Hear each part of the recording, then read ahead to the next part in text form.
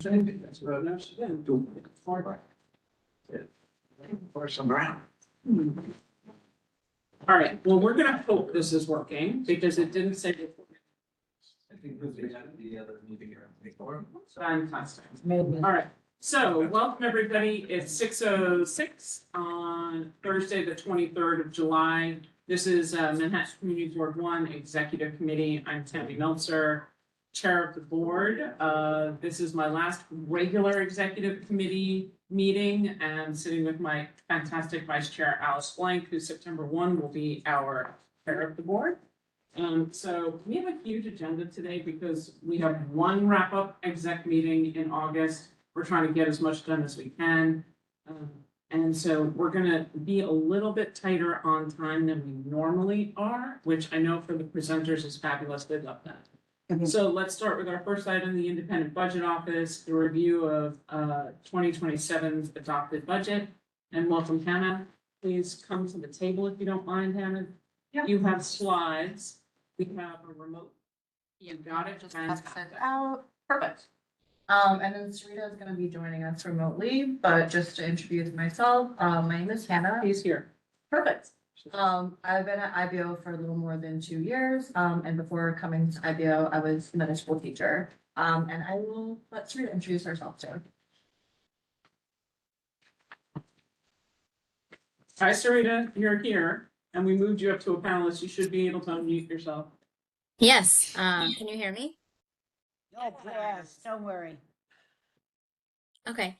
Sarita Zermanian, I'm Senior Research and Strategy Officer at IBO. I oversee, or I lead our research on education and social and community services, which is a pretty broad range, but happy to be here. Fantastic. Welcome, Hannah. Take it away. Perfect. No.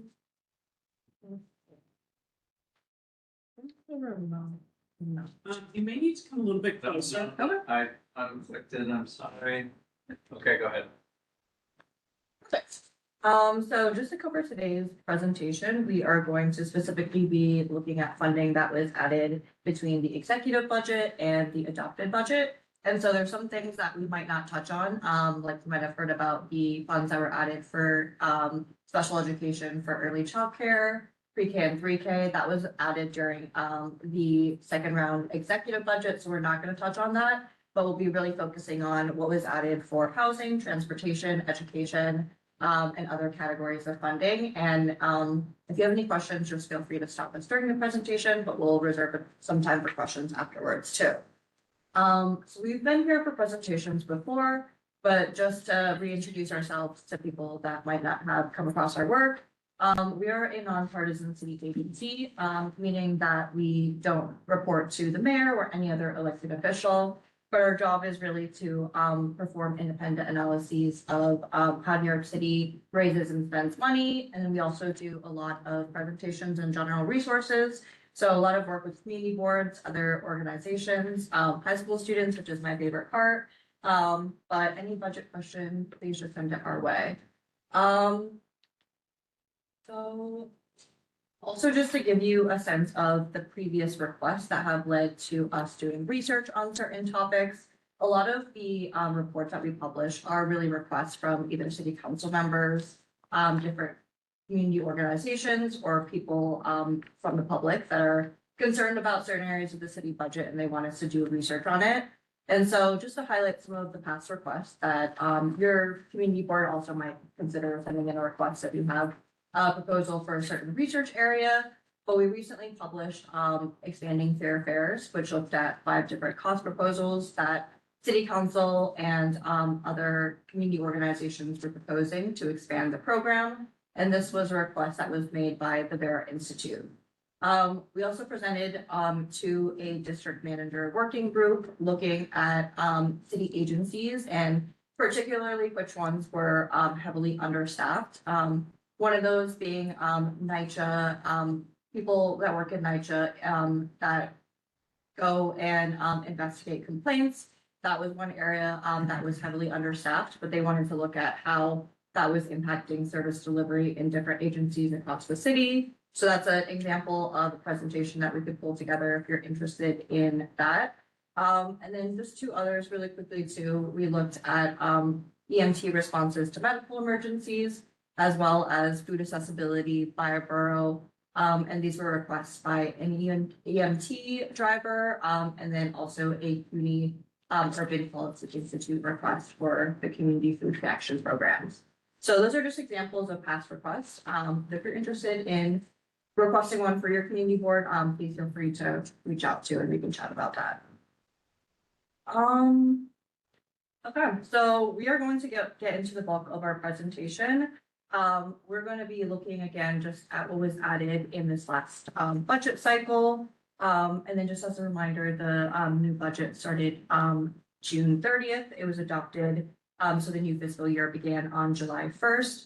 We're just going to go over key highlights of what was added between executive budget and adopted budget.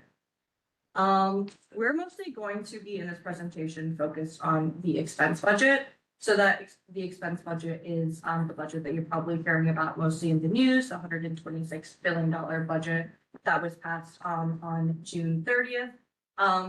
But we'll also be kind of using some budget terms during this presentation, so I wanted to flag those. Agency budgets are broken down into categories, and sometimes one of the budget terms that we'll be using is PS, or personnel services.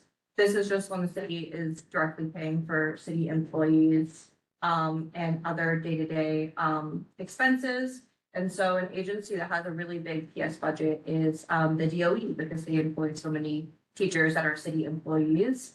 The other term that we might be using is OTPS, and that stands for other than personnel services.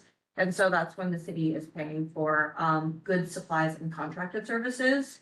And so agencies that have big OTPS budgets could be like DYCD that runs after school programs, and they primarily contract out to nonprofit providers. And so you'll see that they have a lot of OTPS in their budget.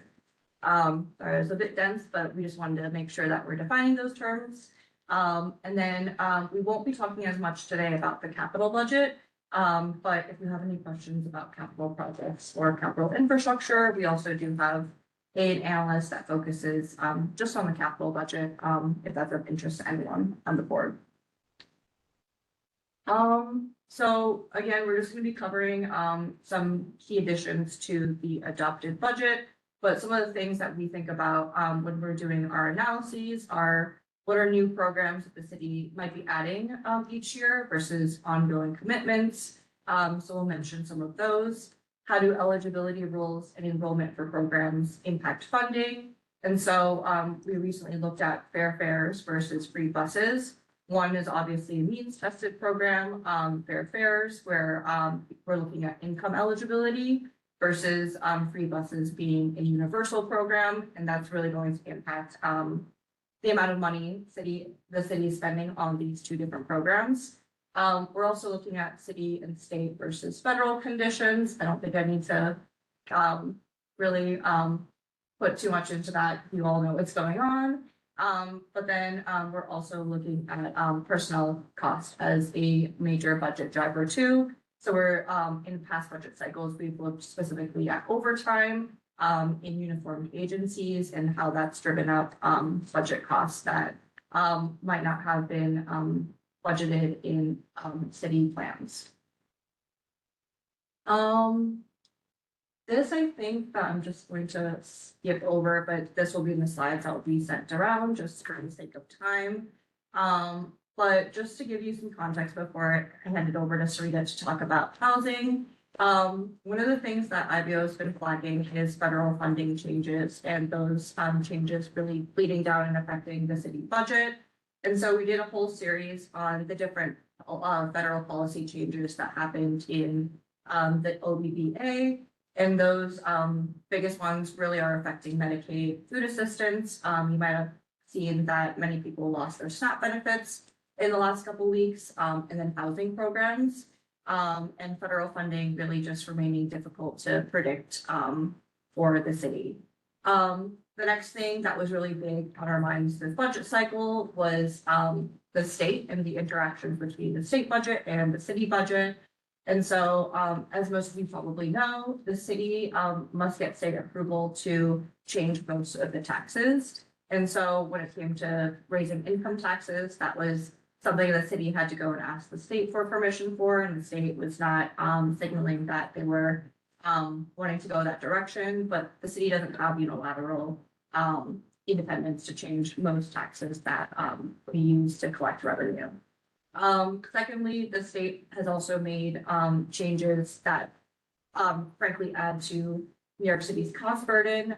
The biggest one that we've really been tracking in our office is the implementation of the class size reduction law, which is a state mandate, but there wasn't much state funding attached for New York City to, meet that mandate. That being said, one of the things that we're going to cover today is state aid. State aid is really, really big for the DOE. It makes up around 30% of the whole budget of New York City public schools. And there were some additional state funds that we'll chat about that were recognized for this year and for next fiscal year. So I'm going to hand it to Sarita so she can talk about what was added for housing. Thanks, Hannah. So the first thing we wanted to cover was funding added for the new housing assistance program. And so this was part of the negotiation between the city council and the mayor in addressing gaps in the city FHEPS, the city's largest city-funded housing voucher program. And so there was funding that was added to the budget of housing preservation and development.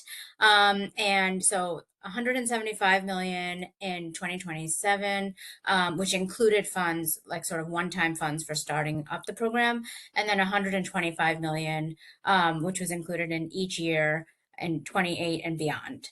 And as I mentioned, it was a negotiation to address eligibility gaps for the City FHEPS program, mainly for individuals in Department of Homeless Services or Human Resources Administration shelters who make more than 200% of the federal poverty level, or who cannot meet the current City FHEPS work requirements, which are currently about, I think, 10 hours a week. But for those individuals that could not meet that work requirement, they would be eligible for this program. In addition, I think the real, important to note that the target was in DYCD care. And so what's different about this program from City FHEPS is that the funding is capped. And so the legislation has stipulated that the number of individuals that actually receive the voucher will be limited by the funds available. So that's different from City FHEPS, where funding has increased as more individuals have become eligible.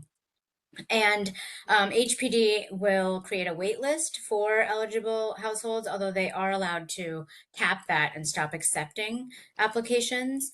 And there are a couple of different estimates based on, I think, largely how much different assumptions about how much households are going to contribute. And that's still to be determined because the rules for this program have still yet to be written. So City Hall estimates about 5,600 households could be served by this program. Initially, the slate of City Council legislation that would have expanded eligibility to anyone at risk of eviction could have included up to 47,000 households. So it's a really broad range. We're still waiting to see what rules come out of this and how the program is rolled out to see how many households can benefit. And then I'm also going to talk a little bit about transportation. I know Hannah mentioned this briefly, but this was another city council initiative that was included in the adopted budget to expand eligibility for the income eligibility for the Fair Fares program. So keeping the discount at 50%, but expanding eligibility to New Yorkers earning up to 200% of the federal poverty level. And so that, they did add 54 million for this, and this largely reflects the analysis that, or matches up with the analysis that IBO published. So IBO estimates that this will make about 340,000 more people eligible for the program. And something that we note is that the program costs are dependent on both those who enroll and the amount of times they use transit. And so depending on how that works out, we might see actual spending exceed that 54 million, but that's something that we're going to be tracking really closely. And we do want to point out that this is a program that the city can control on its own. As Hannah mentioned, to make buses fare free, that would require a negotiation with the state, because that's really under the MTA. So this was really a program that the city has in its control and can make this change in eligibility. And then next, I'm going to talk about social services. So there were additional funds added for food assistance. This is following additions that the administration made, but actually both in the preliminary and the executive budget, noting, as Hannah mentioned, the concern around those that would lose SNAP benefits due to the HR1 changes that are being rolled out.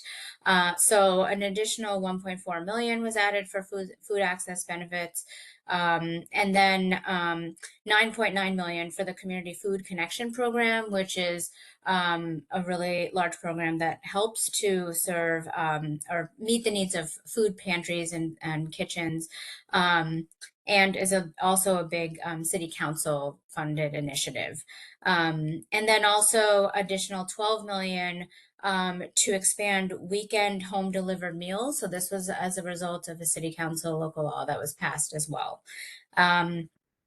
For city FHEPS, in addition to the money added in the HPD budget for additional vouchers, there were funds added in the Human Resources Administration budget for a new career and education bridge that's intended to connect households with employment and educational opportunities, sort of as a pathway to help permanent housing, help them afford permanent housing.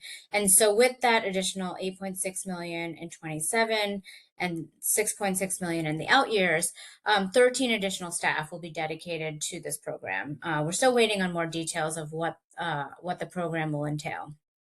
And then finally, the city added 3 million for community health workers. And this is to help people navigate the changes in Medicaid. And so this is also an area that, following our fiscal federal changes, local adjustment coming. You're breaking up a little bit in and out, your audio. Oh, okay. I'm sorry. Can you turn your camera off? Maybe I can switch. Sure. Is that better? Did you say next slide? Hopefully. Yes. Yes, I did. Thank you, Sarita. Back. You're welcome. Okay, I'm taking education. So, like I said, we're not covering everything. There were some, there was the addition of early childcare that is primarily being funded with, state funding. Then there was also the addition of, money for special education for, pre-K and 3K, but I also did want to flag for your district specifically. The administration's plan is to basically expand special education, that are special education programs that are existing, like Nest and Horizon, and include pre-K and 3K directly in public schools. And so for your district, District 2, PS 042 is going to be a pilot site for that program. And so that might be something that people in your district are interested in if they have children in pre-K or 3K that are looking for special education. Which PS did you say? PS 042. That's not us. No, it's District 2. What were you saying? District 2 goes from lower Manhattan all the way up to the east side. Okay, so then I guess there are probably no, expansions. in If your that is the district. only one in Yeah, District 2. it was there like is- 2 and then it was like 15, so probably not, yeah. Thank you, though. Sorry. That's all right.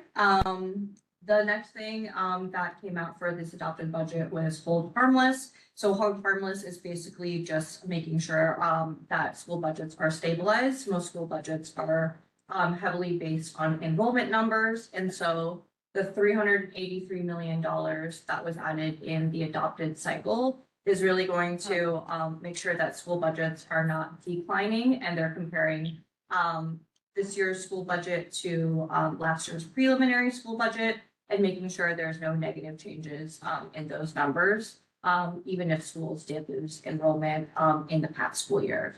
So that was a pretty big announcement. That's something that the administration did commit to, and there was 383 million added. The next thing was New York City Kids Rise. This was a Julie Menon program, but the city added $53 million to boost the amount for students from $100 to $1,000 in city contributions. And this program is something that public school students are automatically enrolled in from kindergarten to 4th grade. Next thing is capital state building aid. So the state does contribute additional building aid in this fiscal year cycle of $117 million. And that is also going to be $62 million in the next fiscal year.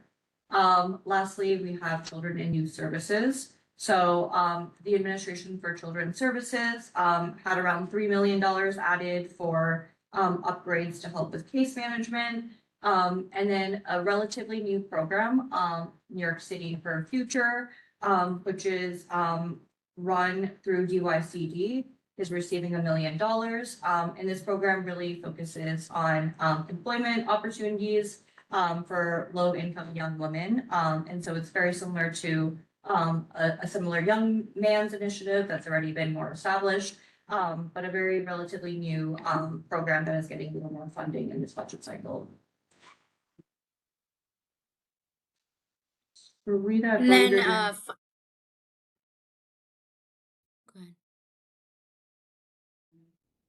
Sarita, we cannot hear you. Oh, could you hear me now? Yes, thank you. Sorry about that. Okay. That's okay. And then finally, we just wanted to mention a few items in the public safety and justice system arenas.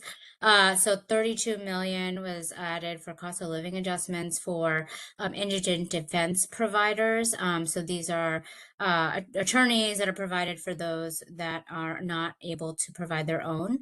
And so in addition, 3.3 million was added to restore previous cuts to reentry services for those that were formerly incarcerated, and then also alternatives to incarceration, both of which are, important for reducing the population at Rikers in preparation for the borough-based jails. And then also to maintain current circumstances and jails, the Department of Correction received additional funding for consulting services and facility repairs. And this is in addition to the money that was added for the cell doors to make sure that they are closed properly. And we're waiting on more details on how those funds will be used. I'll pass it back to Hannah. Oh, sorry. Is there an amount to that? Sarita, do you know, Alice was asking if there's an amount that is connected, like a dollar amount that's, all the other things on your slide show dollar amounts except for the last one. Do you have a dollar amount that you can share? Hold on, let me just look really quickly. Oh, 1.5 million, I think. Thank you. Yeah. Lastly, we'll end on Parks, Culture, and Neighborhood Services. So in this last cycle, the Parks Department received $10 million additionally. And this is primarily to pay for new PEP officers. These are people that are separate from the NYPD, but they enforce parks to make sure people are, just following the rules. And their rules and responsibilities are really only focused on Parks and Rec property. lastly, we have arts and libraries. So DCLA received $10 million annually. This is for our cultural stability fund, meaning this is going to go towards organizations that are in the arts that can really prove that they're really struggling to stay afloat. And then on top of that, they received a $20 million addition, one-time addition for cultural organizations and community cultural programs. Again, trying to go towards organizations that are struggling or have seen up and downs in their grant cycles. Lastly, we have libraries. So the libraries, we did want to also say here that they did see baseline increases in the executive budget of around $32 million. But then on top of that, in the adopted budget, we also saw some kind of smaller one-time subsidy increases of the following amounts for each of the specific library branches, and these were not tied to specific programming. So that was it. I know that was a lot of information though, so if you have any questions, for myself, I'll read them. We want to keep them. Yeah. Francis, you go first. Back to the parks, there's gonna be like 100 new. Mhm. So how is that broken up? Does that mean that each borough gets 20? It's I mean, 10 I'm, It's 10. For parks enforcement, it's 10 for 100 new parks enforcement people. I know, but that's Oh, like 20 positions. 100 people. I'm trying to break that down, trying to look at this just. Sorry. So like, how is the funding going to be? No, in terms of distributed? how many are we gonna get? Yeah, really, because if we have none now, if we get these 2 or 3 or whatever, that, that's a plus, but if we have 5 now and we get 3 more, that's better. Yes. So I wanna try to. figure Yes, Rita, do you know how the money is planned to be distributed around the city? So currently in the budget documents, it's just one lump sum, so citywide. We don't have that detail yet, but that's something that we can maybe follow up. We'll find out more information. And I have the same question for other areas, because it seems like a lot of money, but I wanna break it down and see actually, like with the school savings, they're gonna add more money, but how many people are they serving? How many more are they gonna be serving? So that's Did you have a specific area for the education? top, so they're increased from. Yeah, so New York City Kids Rise is available for any student in public schools, and so if you're in kindergarten to the 4th grade, you're automatically enrolled. And so this means every student that's participating in the program, so. So it's students every citywide- student, so it's Yeah, not like it's a so, number. yeah. Okay. Okay. Anybody else in the room? Alice? Just curious if the coach affected anything that went on with budget, probably not because it didn't exist, but I'm just curious, does that enter into any of the budget? I wouldn't think so. I was gonna say just publish their findings and recommendations. And then I think like most of the recommendations were longer term, like reforming procurement policy, which Right, is something right. that's more long term. Right. But Sarita, the question was about if any of the code's recommendations influence this current budget cycle, and I probably don't think so, but. Or will influence the next Yeah. one? They did include 1.7 billion in savings between 2026 and 2027 back at I believe there was the preliminary budget or maybe executive budget. And we're still waiting to find out more information on what the savings plans are. So presumably some of the plans might reflect for 27 might reflect the proposals that are put forth. It's possible, but we don't know yet. Right. Thank you. They did announce one of them was, one of the amendments will be on the rainy day fund. Oh, that's right. So there will be a change there Yeah. if it passes. We should remember that, in November, we're gonna have a charter to contend. They with. just came out with new Yeah. charter proposals today. Yeah, so we'll, no time like the present circulate. Sure. question. Go ahead. It might be a stupid question because I don't know anything about the budget, but these are all additions. Were there any budgets that were subtractions and taken out? Like, I don't understand why, how are we adding money and where is that money coming from? Are they reallocating? Or, you know? Yeah, that's a good question. So this presentation, we focused it on the additions. There are adjustments that are made. I don't know off the top of my head sort of the net, but there were certainly, I'm sure, reductions that were made. So we can follow up on how much they accounted for. Yeah, one example though is for special education. It was basically a reallocation where they said they would be able to save money from people getting private services for special education services, where they went through a process where sometimes they litigated the DOE to provide those special education services. So the administration is anticipating that they would save money by providing those services directly. So they're to not schools. providing those kids money, but they're providing. They're hoping that by reallocating investing in it public to. schools, families won't have to go outside of the system and There's a reason they go outside the system, right? Yep, but that is one example of money where they are hoping to save money by providing those services in-house. I will also add it's pretty common at the adopted budget for council funds to be added, and those are, new funds that weren't previously reflected in the budget. So that is pretty common practice. Michael? Seaport Coastal Resiliency is underfunded because the federal government clawed back some money. Do we know if there is any money in the new budget that will make up for that deficit? Do you know what agency?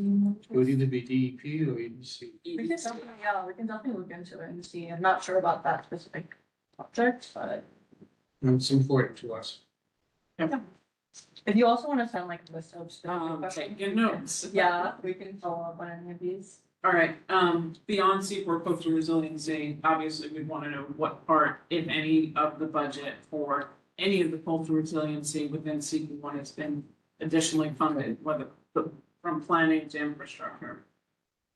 And then my question was about the new Peditaire tanks.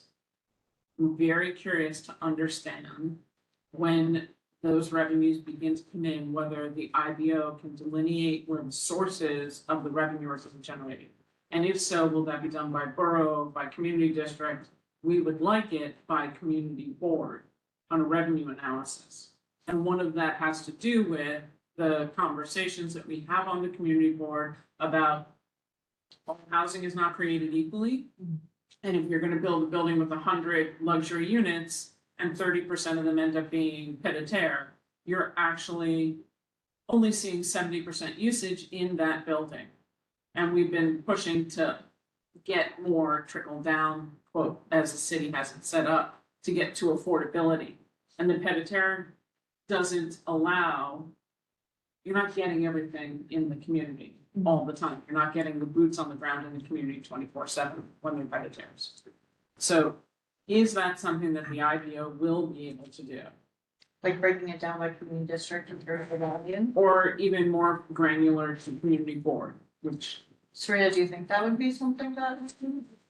I think our hope is to eventually get more information once they start collecting. And we do have that level of detail because, I think a lot of offices have that access to the property tax data. So that's something that we will definitely keep in mind. And especially it's helpful to know that you would want that at the small geographic area. I do, like you said, the revenue would go into the general fund. And so it's not necessarily earmarked in the way that if the pied-à-terre is coming from a particular community board, that revenue will be spent in that particular community board, and we wouldn't be able to track that level. But we would hopefully be able to track the revenue coming in. I understand you're not going to be able to track where it goes, but you should be able to track because it's real estate based where it's coming from. So whether, Correct. preferably not council district, but you can break that down by geographic, potentially to community board, that's a very powerful statistic to understand.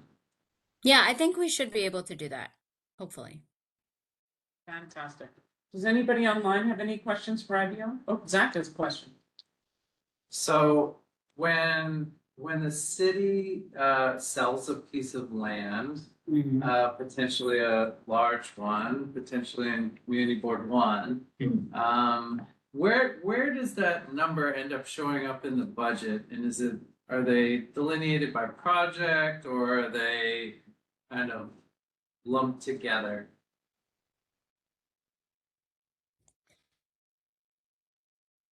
Way that it would go to the general fund.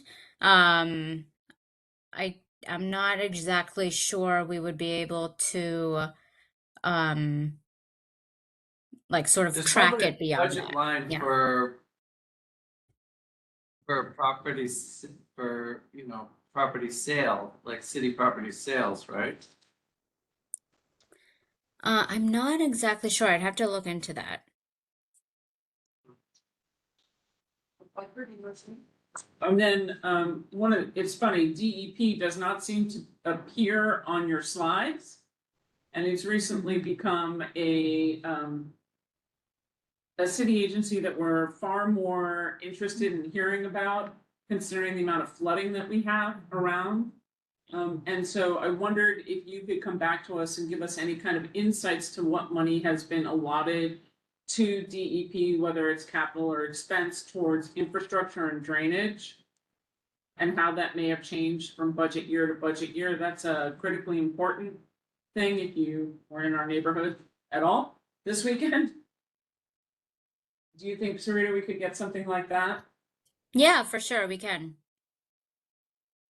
Okay, fantastic. How would you like me to ask for that? What is the proper way that I can ask that so it comes out well? I think, we'll take these questions back to our teams, and if we need a more formal request from you, I can circle back with you on that. But that I think we should certainly be able to just follow up with you directly. So Hannah and I can follow up. Yeah, that seems like my need for this answer, I don't know. Okay, great. Anybody else have any questions? I kind of would like to understand this education reallocation budget. Kind of, what does that say? Kind of seems like you're robbing Peter to pay John, whatever that expression. Peter to Paul. Yeah, I would just like to know more about it. Yeah, sure. Well, we don't make any policy decisions, so we're part of the DOE. That was something that we did flag as something that the administration sees down the line as saving funds. And again, they're just trying to build capacity in public schools so people aren't outsourcing and going to private sources for special education services. That was something that we wrote in our mandated report as being an open question, right? Like if people are really going to take up the public services or if they'll be able to build capacity fast enough. But it is something that the administration at least sees as being able to save costs in the long term. It's a good question. Yeah, Good. that was an open question. Alrighty, seeing and hearing no other questions, I really want to thank you. I think the work that the IBO does is incredible, and really appreciate it. Looking ahead, for education purposes, for community board members, I think that you should be part of the original borough president's founding for training, because it really helps people understand what happened last year and where, and kind of an independent look, which is very, very valuable for cities. Yeah, well, we are always available to even just do a budget 101 if anyone's interested. We're gonna be moving offices in September, so we would love to do some of those events in person in the fall. But yeah, we love that you're interested in. If you sign up, if you do a budget 101 for the fall, please include outreach and let Zach, because what we would like to do is have definitely the 7 or 8 new members that we have, but it'll be even more important community boards wise with the term limits on how they work starting in 27. So I would say, me personally, if you could get the current board members who have been assigned and new, and there are some boards in Manhattan who got 16 new members this year. it would be really helpful. Sarita, sounds like we're gonna do more budget 101s. That'd be Sounds great. good. Thank you very, very much. Really appreciate the time. And we'll be at Summer Streets if anyone is. We will see you around. Thank you. Thank you so much much. for coming. Thank you. Okay, that brings Tara and Dawn and the team. Come join us at the table.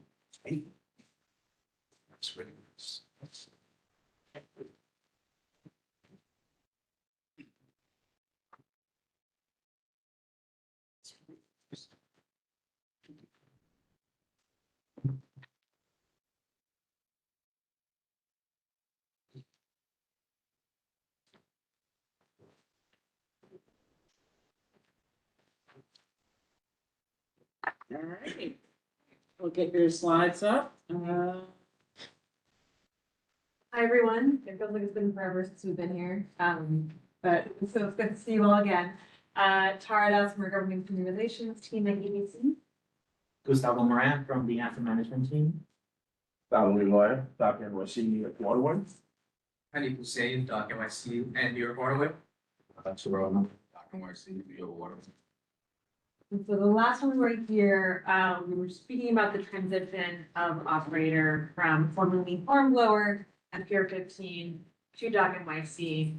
We've now had a couple months under our belts and wanted to provide you with an update on where we are in terms of operations plan updates, public space improvement updates, a lot of the things that we spoke about. We're really excited to be moving along. There's definitely a lot of things that are still ramping up. I think we mentioned this at our last meeting, that it's not like day one that everything has changed.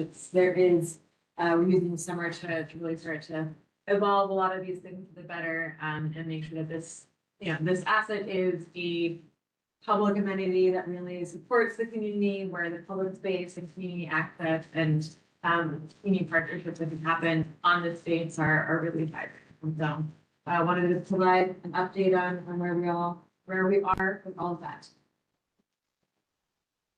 Perspective. You got the remote. You have to be careful about making volume noise because it actually goes mute on camera. All right. So we'll give a quick overview of existing conditions right now, which is a slight update from where we were a couple months ago. We have now experienced L250, so we'll provide a quick recap of that and then go into the upcoming changes around the Maritime Pavilion and signage, operations plan, and open space. Just as a reminder, want to highlight again, the three different areas, that exist at Pier 15. So in the blue, you have the, docking spaces for vessels all around, Pier 15. In magenta, you have the Maritime Pavilion, that we plan to use as a ticketing office and, activate, half of the portion for, community-oriented space. And then on the offshore portion of the pier, you have the Watermark Cafe, which is one of our tenants. EDC or parks tenants? Yeah. Or- Gotcha. And I know the times we met here were during the winter, early spring, so we didn't get to see a lot of the greenery.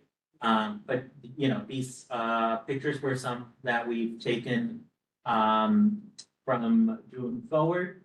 So we dressed up the Maritime Pavilion as part of the city's larger World Cup effort. So you saw the decals from Hornblower being down, and we put up something that is more public, that was geared towards the World Cup activations here in the city that wrapped up last week. We added some pictures from Sail 250, so the docking of the two tall ships. Wanted to provide an update that a lot of the materials that Hornblower stored underneath the staircase have been removed once Hornblower departed the space. Also just want to highlight that we are seeing some green spaces come back after the winter season. So a picture of the second level deck and a picture of the first floor. And then just want to mention that some of the space was reopened with Watermark as part of Cell 250 to allow some of the passenger and the public access around the Pier 15, around Pier 15.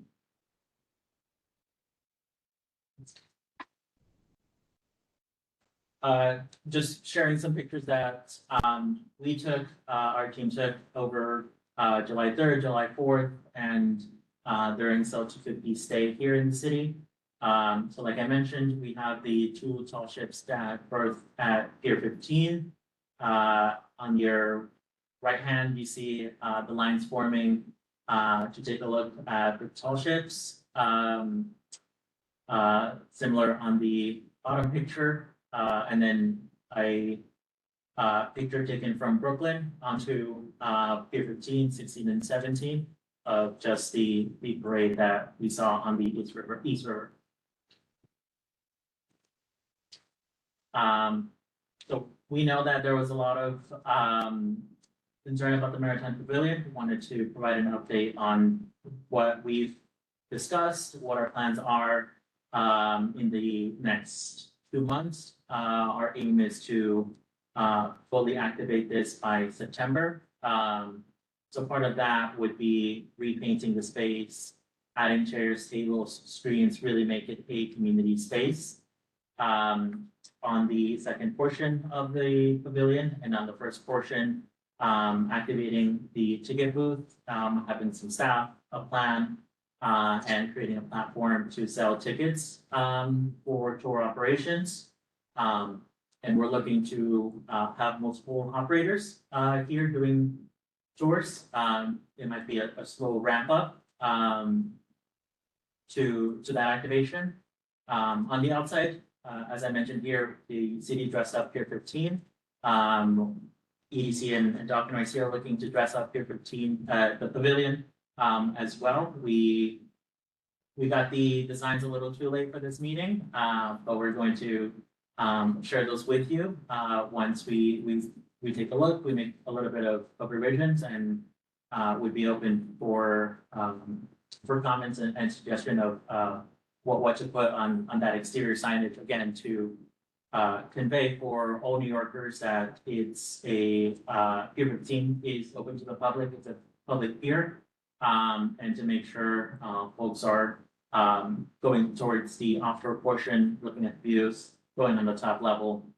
Does your branding have to be related to citywide events or to commercial enterprises versus promoting the park plan?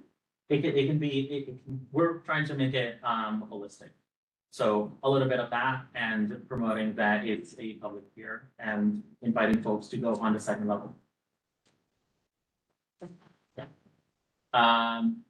Last portion, we're also looking to, Dock and IC is looking to revamp their website. And with that, provide information on the community space reservation and more information on how that process will play out.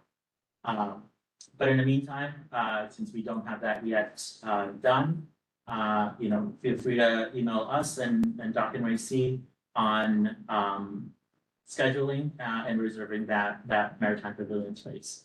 Anything to add, Gene? Just on the identification of the pier, it doesn't need to be a commercial advertisement. Our thoughts are that it's about Pier 15, tell people what they can do.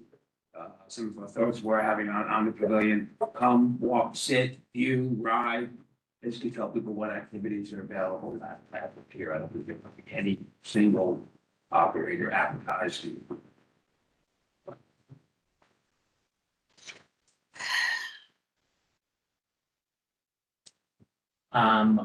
We can talk a little bit more of the operations plan. What we have here are two concepts that we're exploring just to make the docking a little bit easier for passengers, make it a little bit safer as well.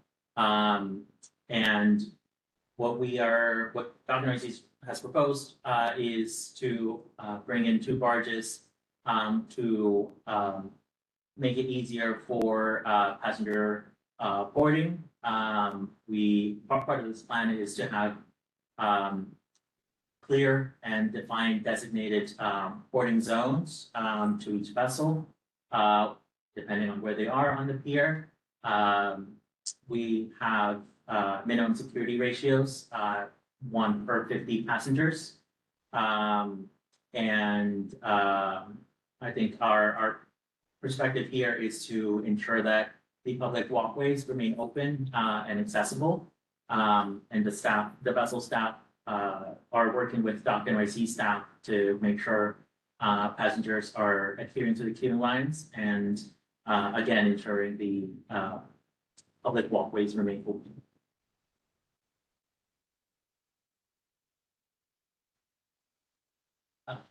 Definitely want to talk a little bit more here on operations and Dr. NYC's review of vessel operations. Sure. So, the way we operate is anyone who comes to the pier has to enter into a use permit. That use permit spells out very specific requirements with respect to insurance, staffing, Coast Guard approval. We require that there is no music at the pier. We try to minimize the noise. We have security levels as you had suggested, capacity. And we try to minimize having too many boats at the pier at the same time.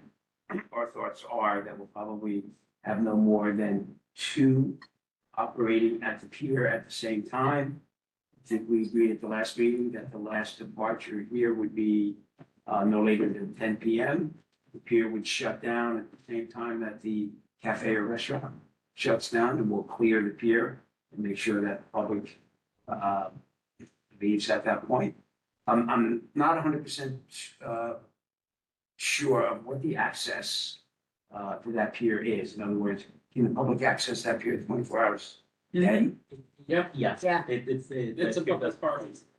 So it's open 24 hours. South Park at 35 is considered a public park, and technically that's supposed to close, but it never really closes. 36 closes, but 35 does not. 35 is not the south end of that, that's not. Correct, that's the public pier, so. So what we try to do in all of our locations is escort people come off the boat. We ask their security to escort them off the property. It always creates a little bit of a conflict when it's a public open space. But we're successful in most places with that.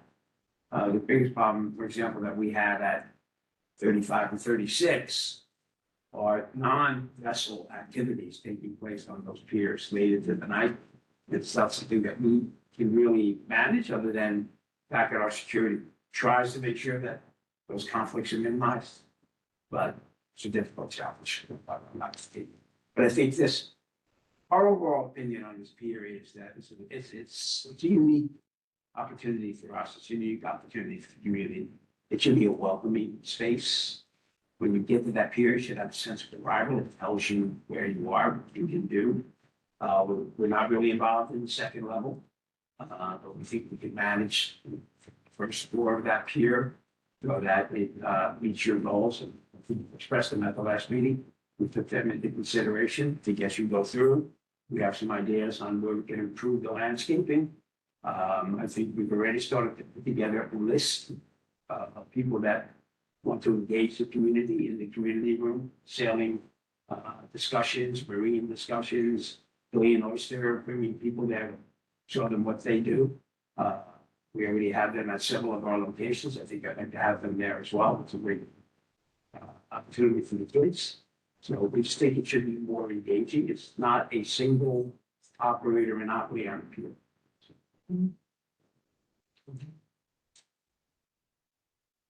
So our staffing plan is we will have somebody there 7 days a week to manage the pier, to manage the cleaning, to manage the security, and to be there as long as we're operating it's staffed.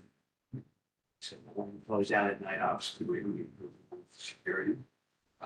When you say you close down at night, do we know, because that is supposedly operated by parks, right, the top area, do you know if there's pep security that patrols the Esplanade and 15? Has that been a topic in discussion at all? Especially since IBO was kind and told us there's 100 new officers. We haven't discussed that with Parks. We had a discussion with Parks today, just on the topic of Pier 15. But it's something we can follow up with them just to make sure we understand, what personnel they have there after, quote unquote, closing hours, just to. We'd love to support and ask for that too, because I can't expect Dawn's team to be there if they're closing the pier at 2 AM. But there is a operational need that you will have with, sweeping drunk people off the top potentially, Absolutely. the homeless, and any amount of conversations that you can have that will then also bleed down for peps who are supposed to take care of the dog run area that's south of there would be very beneficial to the public as a general whole. Just to say how we handle the 36, the apron in front of 36, that does get closed, there's gates on each end. Yep. So we open that very early in the morning for people, so they can, if they're way run through that, even though the South Park is open 24 hours.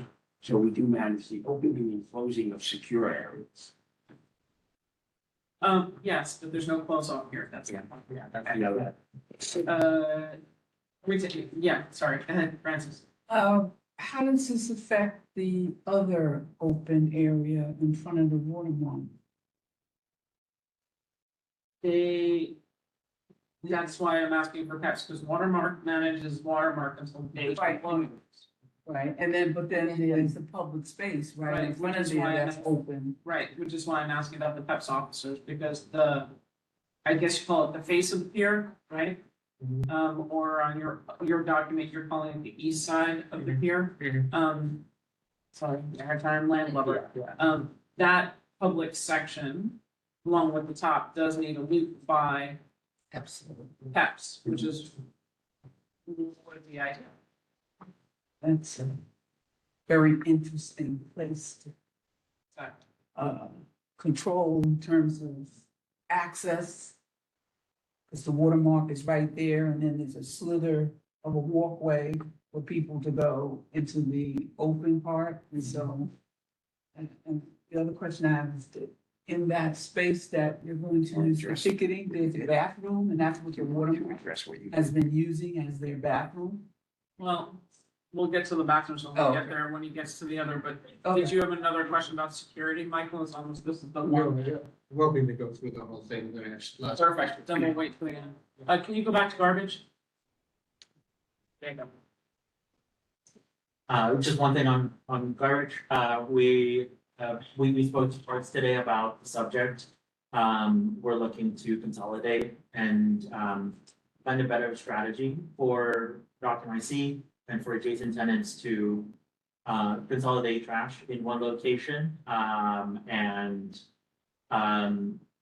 look to dispose of it, in a better way, just so we don't have, similar to previous tenants, trash underneath the walkway. We're going to do a walkthrough with Parks next week of understanding how we can do better with garbage disposal, and just better understand the underground operation. So we'll talk about the Parks Patrol there as well. So I love that idea. I love meeting with Parks. We'd love to be a part of it because the problem bleeds a little further. And if you're just plugging the holes by, let's fix this little square over here, let's fix this little square over here, you're not taking into account the entirety of it. So if we're gonna be plugging a little hole here and there, let's try and do a walkthrough so we can engage on the greater need and make sure we're not pushing one problem into the other area. Thanks. And here, again, our long-term goal with having Dr. Mike C here operating at Pier 15 is to look to have public circulation around the entire pier. This is also in support of some of those queuing lines that you saw in previous slides, but just want to provide that perspective as well for public circulation. Are the doctor circulation line.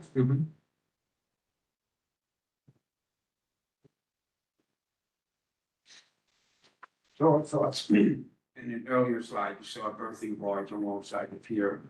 It takes the boats away from the pier and allows you to attach a gangway to the edge of the pier, drops down on the barge. This way you have free access, like you won't have that platform, for example, that's on the far end of the pier. So I think we can get rid of that, clean it up so that the public has complete perimeter where they should be. I think that's the understanding that in the park. So what you're, Piers built. so currently the access way that's at the far end of the pier that on the face of the pier, because the infinity boat is smack up against and that has its gangway that goes into the public space. Are you talking about barging that out? Push it out. Push it out? Move it away from the pier, the gangway on the very edge of the pier, that'll take you down to the barge and then you load on the main deck. And safer for the public to do that anyway. Fantastic news. The only concern that I have is on the landlubber north side of the pier. Makes it more difficult getting in and out due to the boats that are parked on 15. So I guess my question is, how big are you going over there? Because that's been a question and issue with not only the barge that they've had, but the other boats that have come in and out in limited opportunities. It was one of the major concerns we had when the JFK ferry was going to be parked there. It really, if you want to go back. Yeah. So that's, So that berthing area that's tucked in really only allows for small, and when I say berthing, that's kind of a tenant, where they would tie up, there's no float, only the crew can access the boats there. You might have 100-foot boat, maybe 125-foot, very narrow, those are generally 25-foot beams. That leave a lot of space in between the two piers. I think when the Pride of Baltimore came in, even with the barge that was there, we were able to coordinate with Jonathan at the museum so that Pioneer was able to get in and out and we were able to bring that boat in without any conflict. We've actually had a couple of pickups on the north side since we've taken over and they work directly from the pier, no barge, in and out. We insist that they coordinate with the Pioneer so that there's no conflict in the operations.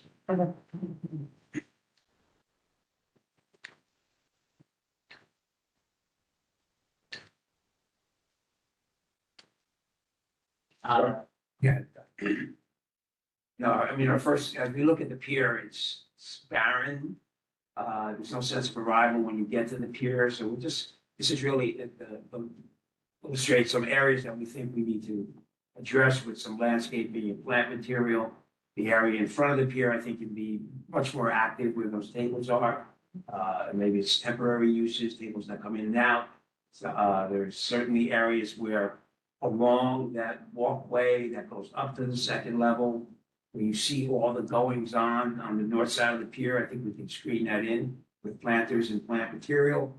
I think we can get a softer feel for the pavilion by putting some planters and probably doing seasonal plantings in those. And then I just think the area that you see in the red crosshatch, which is the large landscaped area, just needs to be redone. Needs to be completely abandoned, redone. In my mind, I see it maybe as a little bit more of an intimate sitting area with some plant material there, as opposed to the larger sitting area that's wide open. But I think we can make that work.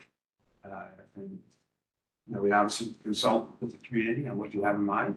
I have a belief in defensible space. So if you're gonna put plant material up, you need to be able to see through it and see what goes on behind it. So, but I think that area absolutely needs to be addressed. Yeah, yeah, we know. And just adding on, as I mentioned, we had our conversation with Parks today, to better understand that irrigation, we've heard the issue of water access, water pressure come up with Parks. We're looking to address that as part of the transition. Similar, as Donald mentioned, we're looking to address that space in the middle, looking to revamp that with better plantings, seasonal. Parks Department had told us that they were taking care of it, they had mulching, they were working on it, and we had several meetings with them. So are you talking about removing it from Parks Department? Or is Parks Department still managing it? Having Parks manage it and then, Dr. Marcy to be additive to their efforts. So we, for example, like 36, we don't have irrigation, we have planters, or, we have water tanks, we bring them, we water the plants, we don't rely on, water supply at the site, if it's on and off again. So, There's no water at all because of the, no offense to. about when years, I mean, the irrigation system doesn't work. So, Have that's part of the punch list that we had talked about last time when you were here, is the water. And you can't grow plants without water. The boats were previously not, there was no refilling of their systems from the dock. They had to come in fully watered. That's what Hornblower told us, and that the fire hydrants didn't work. So as long as we're talking about plantings, can you give us an update on that? Because that's an infrastructure issue all the way around. There were hoses run from the bathrooms. Yeah, that's, again, part of our walkthrough with parks. We had our walkthrough last time with you all and, trees. This time they're bringing in a larger team. Their horticulture, team member and a couple of their other, team members just to have a holistic, perspective of what's going on at Pier 15 and the Esplanade. Again, the water pressure and water access is something we're trying to work through just to understand the issues and address them. But I don't know what you're seeing on the ground, if that's any different. I'm seeing hose lines to the boat, so they're obviously filling up their boat, they're using a hose line that goes to the utility room. So there's enough pressure for them to fill their water tanks. I just think the irrigation. It's coming from the kitchen system though, from the restaurants. Right. No, it's coming from the pavilion, actually. My understanding, coming from one. my understanding is, Hold on, Michael. my understanding is that 16 and 15 are connected in terms of the water system.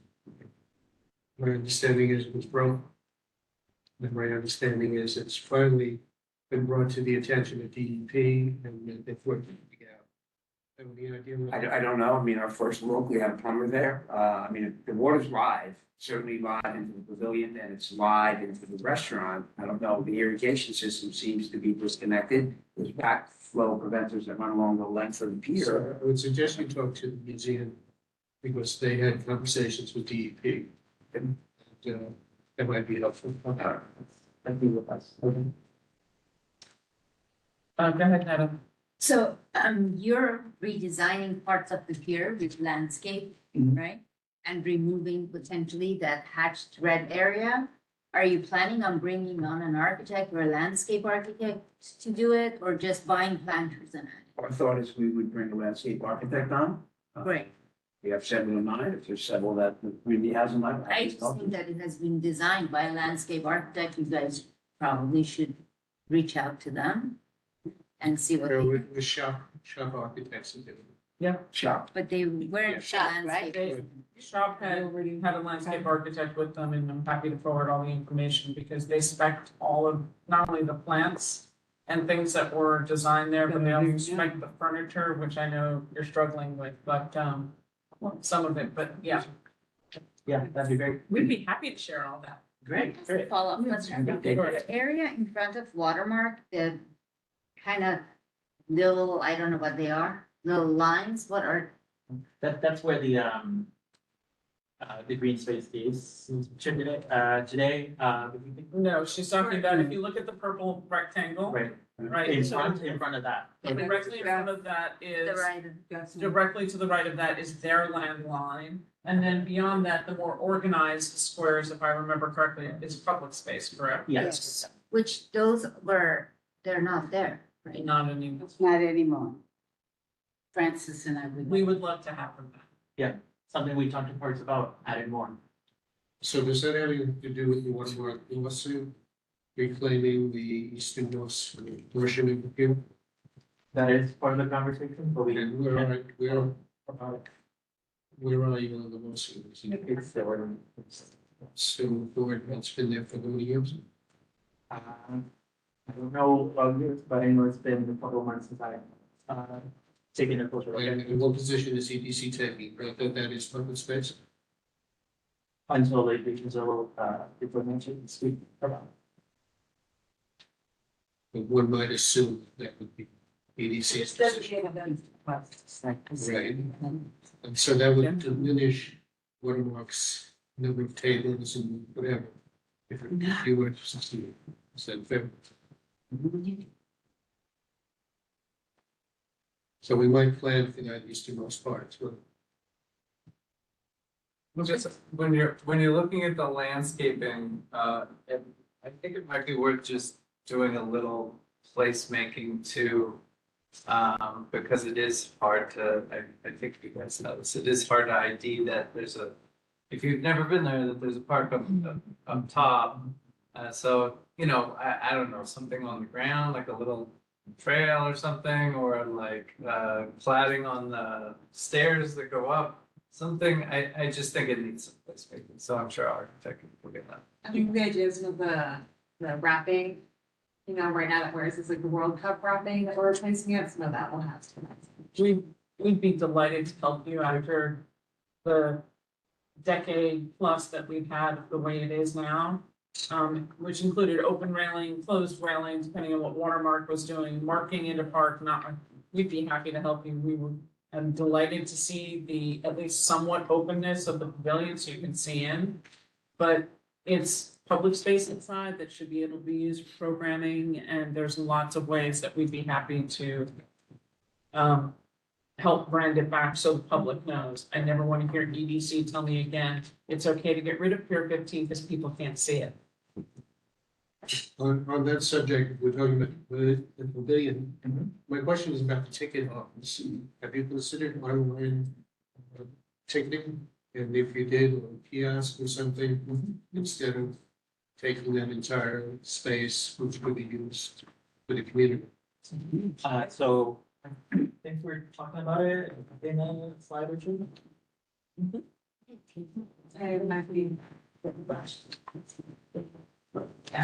Okay, just on the ticketing space, so yes, we're doing both, in person, and online, ticket sales. I think the plan is to have, a central operator that sells tickets for all, four companies. The reason why we've added, ticketing space on the first half of the pavilion is really to address some of the concerns we've heard over the years about third-party ticket selling. And so this is an alternative to alleviate some of those in-person physical sales, ticket sales. And so that's why we look to have a ticketing office here. We're happy to listen about feedback on. We other just ways had a presentation about the Parks Department pavilion with the bathrooms, that's inboard. Where they have the ice cream. The John Street kiosk. So, you know, there's a very awkward, very small awkward space that really wasn't doing well as a retail operation. Do you consider that space for ticketing? No, that's under Parks jurisdiction.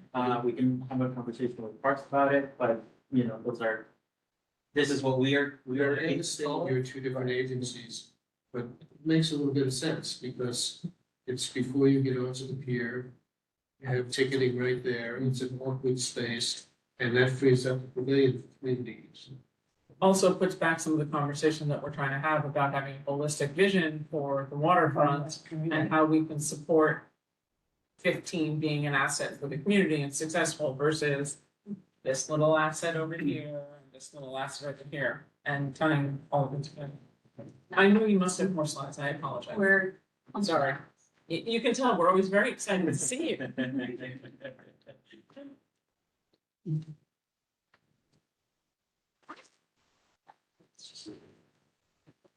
Yeah.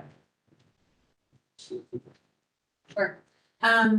So I know there's a couple other pieces that we didn't have full dedicated slides here, but just to recap, so again, really what we're focused on is making this public space more accessible, heard on meeting, you know, using more of the Maritime Pavilion, but at least for now, our goal is to make sure that we have some of that ticket vending under control in that space.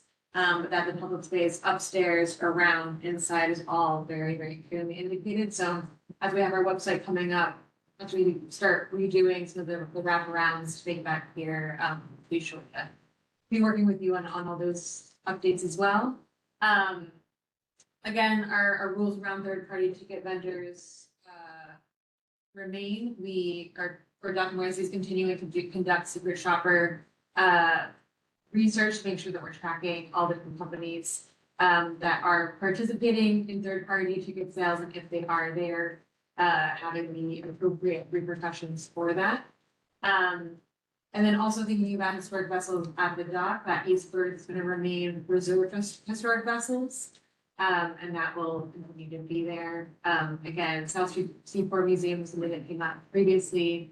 We are, as Dr. Moise mentioned, continuing to explore different partnerships, especially around that Maritime Pavilion. And then we'll be working on getting that with that community space up and running with monitors, with desks, and chairs, and having that really outfitted out for whatever it is, community workshops or classes and that. Okay, thank you, can you go back one slide? Love discussion, but there we go. We'll go around the room, lots of us have lots of things. Zach mentioned that we still did not get the third-party ticket vendor list that last time was promised to us. So, This is the companies that have participated in it. right, so the companies that are not supposed to be there because you've already identified that they're third-party street sellers. And again, just to clarify for everybody in the room, third party does not mean like Viator. No. Which is selling towards third party is on-street ticket sales. Yeah. It does not mean if, you know, you went to American Express Travel and they were selling for a boat that's docked there. That's not the same thing. It's the street, just to get everybody on the same page. Yeah, absolutely, and I think we do when we speak about this more in depth, but I think we're having conversations with a couple of them. And Tammy, to your point, what we're looking to have here at Pier 15 and across our sites is kind of the quote unquote good actors. So those who have adhered to not having third party ticket sellers. You know, as I mentioned before, we're hoping that the ticketing space really helps alleviate some of that concern from all the tour operations. But you know, we don't have, I don't know if you do, but you do have a few in mind. I don't think anything has been finalized yet. But again, you know, our sense here is that we're not working with third party ticket selling vendors. And We then just need our- the list. Okay, sure. When you say the list, I'm sorry, so the list of people we've removed. I mean, for example, we've taken permits away from 3 operators who sell on the street. We catch them once, catch them twice, we remove their permits. I'm being sued, the company's being sued, the city's being sued, because we take their permits away. We have a couple of other ones in mind at the moment. I won't give you their names, but you know, the street sales predominantly now in the Battery, and it's not New York Waterway, is boats that are operating out of Midtown. And so you cannot sell on the street. You go out of Pier 36, if we catch you, take away your permit. It's that simple. So Pier 15, as a company, Dock NYC and New York Waterway, we think every ticket needs to be sold from behind a window. And get the online, it works. OTAs, get your guide. There's still a check-in point where people come and if there's an issue. Would you consider the ticket office, that Parks Department? I'm not sure I understand what the Parks Department building is, other I think than, we have to explore with parks whether. yeah, I mean, I think there's still gonna be a manager's office in that pavilion. I'm gonna have staff there, and they have to do what they have to do. So, Which space do you need? we're looking at the front portion of the building and the community spaces in the back.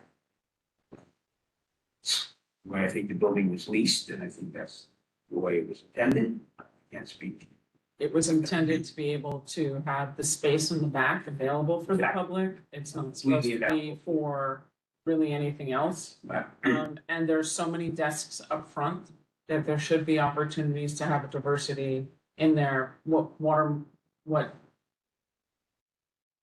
the former operator of the birthing did was to privatize the entire space. That's not our. Yeah. So, well, then, this is desk space. The desk that we're really talking, the largest desk in the space will be for tickets, ticket redemption, ticket problems. I mean, it's a reality, no matter where you go.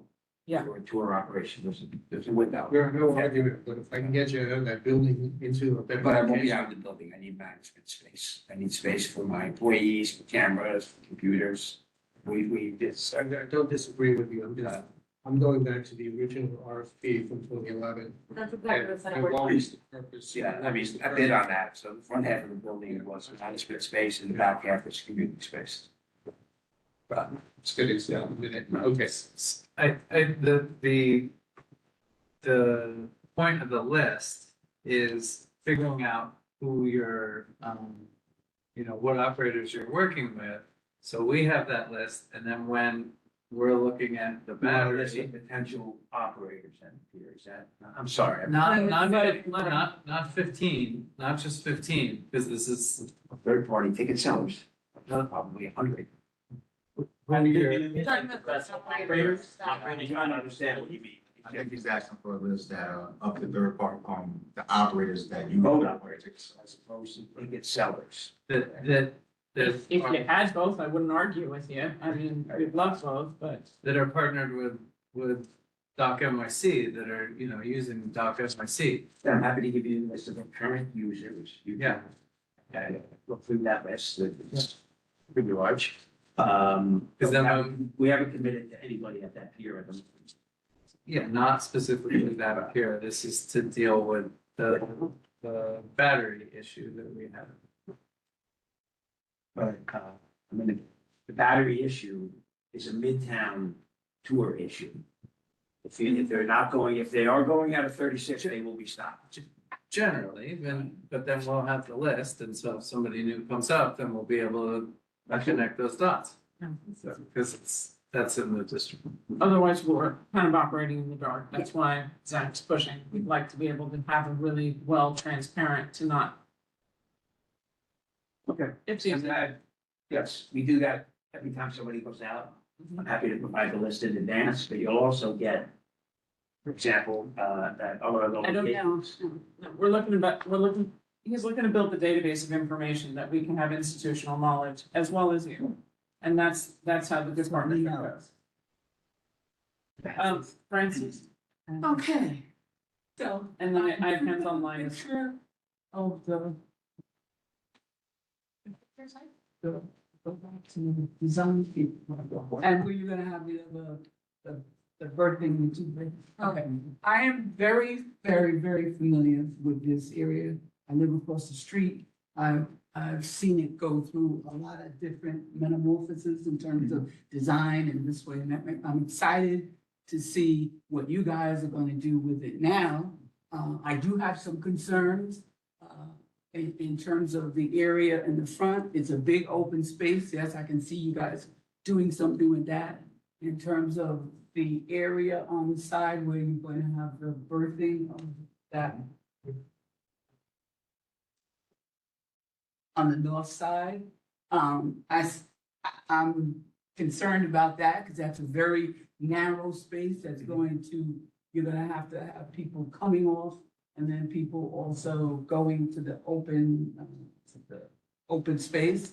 Watermark has not been, they fluctuated in terms of being a good neighbor and not a good neighbor.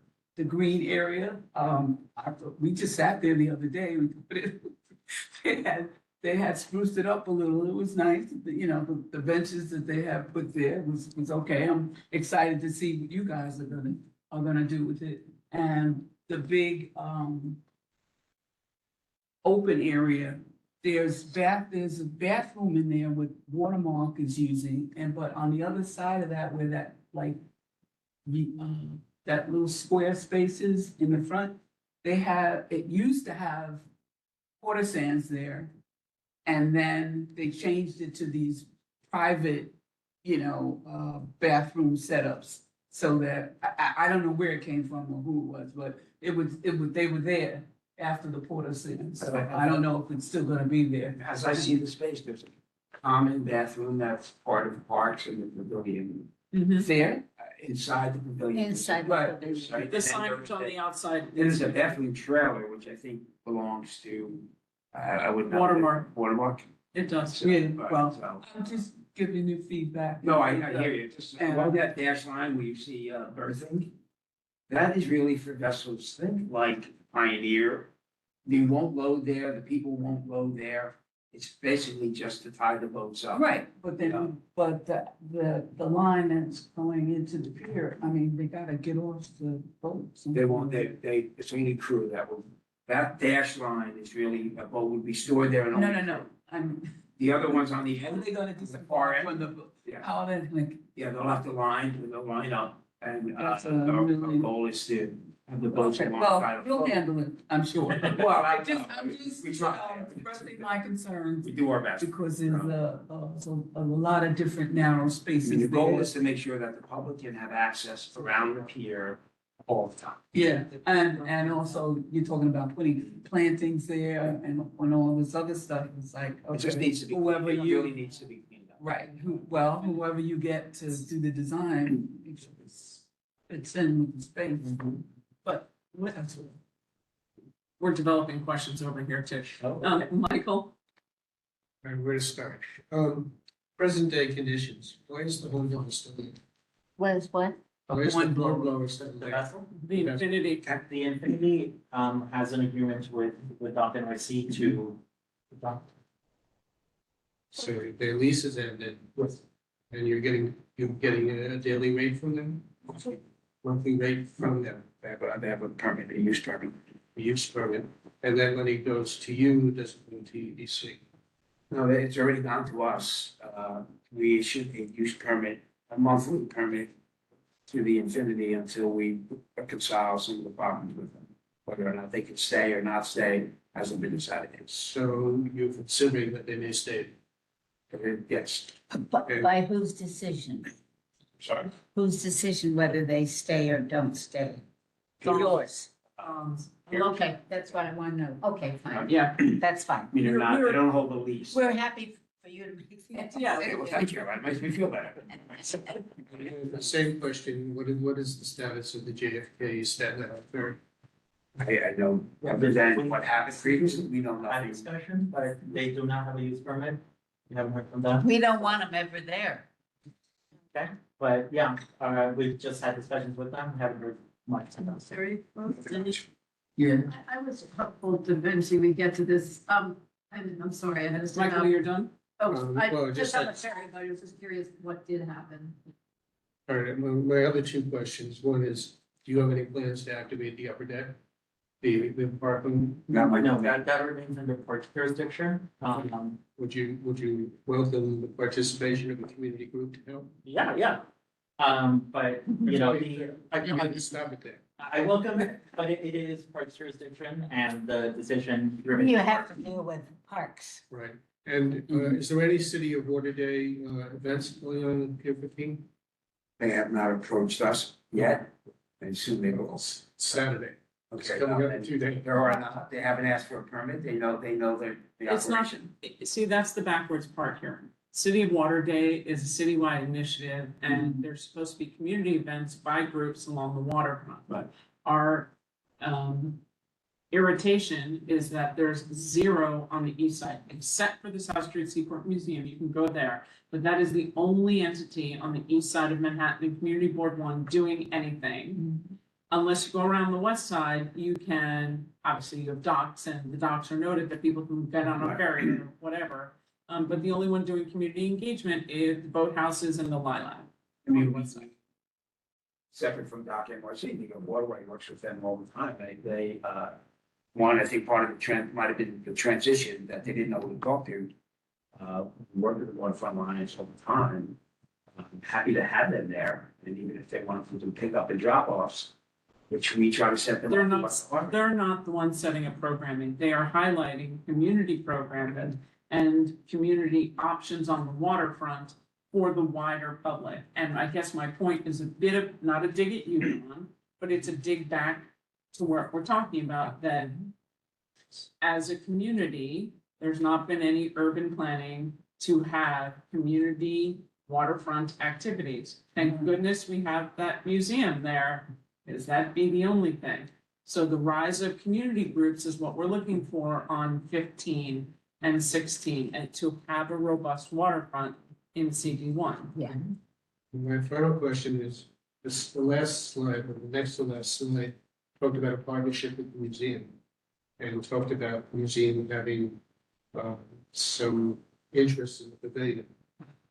Could you describe that interest, and would you consider other groups like Battery Breeze? I think, on the museum, Seaboard Museum is welcome to book the space whenever they, approach, WNC and look to schedule that space.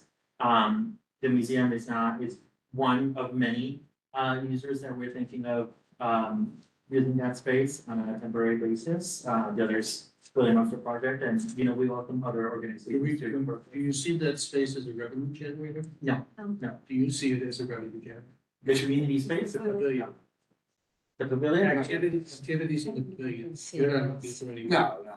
It's It's either management space and. And the activities on the upper deck, you know.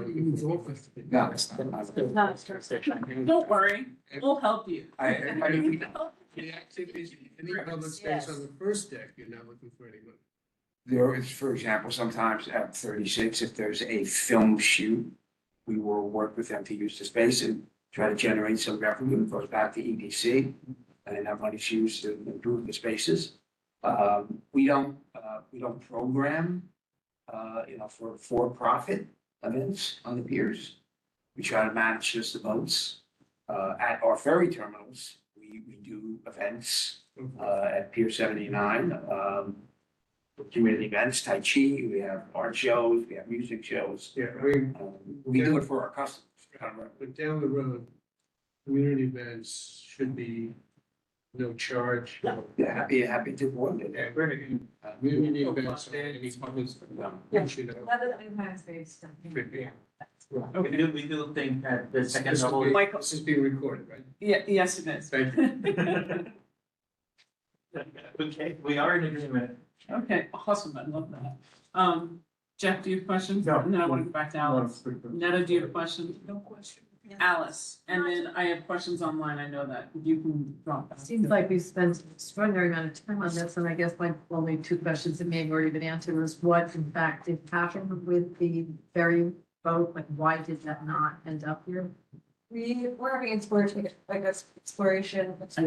conversations with them about a temporary thing for FEMA or something related to some activities.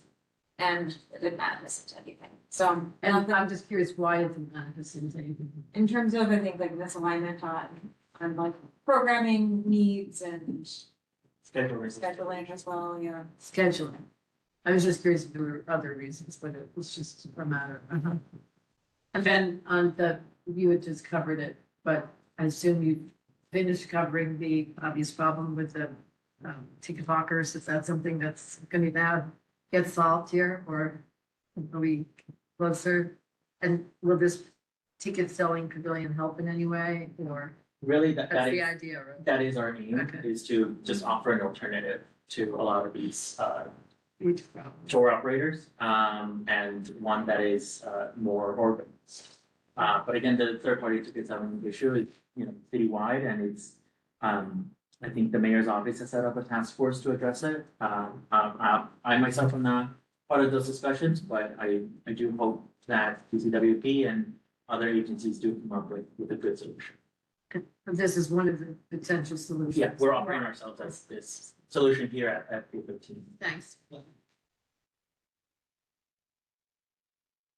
Now you're looking at me like, what? Well, I'm looking to understand what you envision the solution to be at 15. To provide a physical ticketing space. Gotcha. Like, horizon. And for the John F. Kennedy ferry boat, I understand the permitting didn't work out. But I guess my question, after looking at these beautiful potential berthing operations and the pickup and drop off, I note very clearly that there's still space in what you're looking for, potentially to put that there, and I'm not sure what else would be on the south side of the pier. But that whole potential berthing area that's in the front of the one ship that you're shown on the side that goes to 15. You know, The dash line? mm-hmm. So, I mean, my question is that being potentially looked at as, let's save it as a placeholder and get their permits worked out? I know that there were issues and questions of where their gangways would go, it would have to go onto the esplanade, potentially off the front of the boat. There was questions and comments I heard at one point about a feasibility of having them, have a gangway off to the top on the public deck. You know, there's nothing, we're not reserving anything right now, such as. Discussions taking place at the moment. I can't speak for super long. It's a difficult position for that boat to be in. Would you be selling at 15 tickets for 15 and 36? Probably 15 only, but trying to set up a similar concept at. At 36. Well, 36, there's plenty of space over there. You've got, Yeah, we have to take a booth there. you've got everything, so. It's not the, you have to set up a point of sale system that can operate and accept everybody's tickets. We're actually working on it right now. With a couple. QR code work wonderfully. We can, We'll get it going. and are there the same boats that are gonna be at 36 coming to 15? I don't think so. I asked that very specifically because you know there are lots of booze cruise and party boats that leave I that. don't see that happening here. Honestly, don't see that happening. One more innocent question. Is that ferry boat a vessel or is it a building? Okay. I think, ours and I think it's still. It's the engine room is done. Yeah, I'm not that, well, there was the floating hospital, which didn't have, that was considered a vessel. I don't know enough about the boat. I still think it's under Coast Guard certification. Because otherwise it would be DOB. It would be it would be, yes, you're right. I mean, that's the problem with any of these venues. So for example, the Baylander is up at 125th Street, a much smaller boat. Sure. It is considered a vessel. Goes to dry dock, Coast Guard comes in, even when they move it, they have to give a Coast Guard a tow. So, and doesn't fall under SBS and. So then I guess my question for EDC is, one of the other lovely, fantastic potentials I heard was that boat would be pulled up along the Esplanade pathway south of 15, north of 11. Is that still being considered? No, this time not. we haven't had discussions with them. Okay, great. Are you gonna be looking at putting in electrical meters for shore power for the boats? I believe some of that infrastructure exists. We're looking to take another look at it, revamp it, but yes, that's part of our plan as well. Didn't think there was when we did our Pier 15 walkthrough. There were, I don't know if it's sub-meter, so for example, where the Infinity is, if they were to plug in, I don't know if it's sub-metered, it would go back to the main meter. We'd like to charge them for the power. So we try to set up a bunch of sub-meters. So quite a bit of work that needs to upgrade them, all of that infrastructure that was put in really needs to be upgraded. my understanding was the electrical was not actually, working on all sides of the pier for docking. So, I'd like to know more about that, if you can get back to us. And sewage, I guess, was the other question on the dock. I think the previous tenant has done some modifications that they've done over the years, something we're trying to get up to speed on. I think that includes some of the sewage connection on the outside, Pier 11. We've asked them about it. Same with some shore power that I think they've installed on the north side. Definitely sounds like you're coming back to us in the fall with updates for infrastructure improvements, doesn't it? Sure. Because it's fine if we end up having to push Don, but pushing Don who's not the one necessarily fixing the ground infrastructure that the city is supposed to do necessarily, doesn't help us. Right. So we need to make sure that that pier, which is our asset in the public's realm, is taken care of and is not left for demolition by neglect. That is my greatest concern for that pier right now. That's not what we're looking forward to. Awesome. Anybody else have any other questions? Alice? What do you think of your new president and sheriff? Yeah. I think brings a Tough strong, question. brings a strong waterfront perspective and background, so. Looking forward to work with them. Yeah, So- must be delighted to have somebody. Yeah, If we have no other questions, I want to do a special shout out for tonight. Because I found out today that you're leaving EDC. And I What do you tell us? am crushed.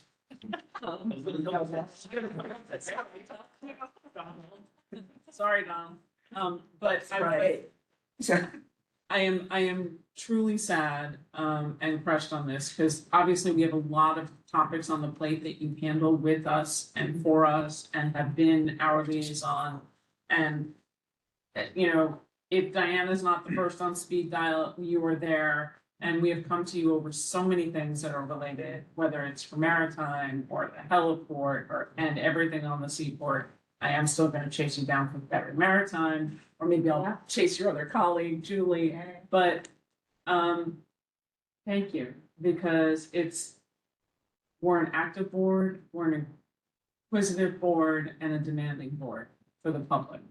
And the work that we do can only be done if we have a partner willing to answer the question. So good for you. So, thank you, thank you. I'm sorry to see you go. I know this is happening. But yes, I hope you're going someplace fantastic where you don't have to think.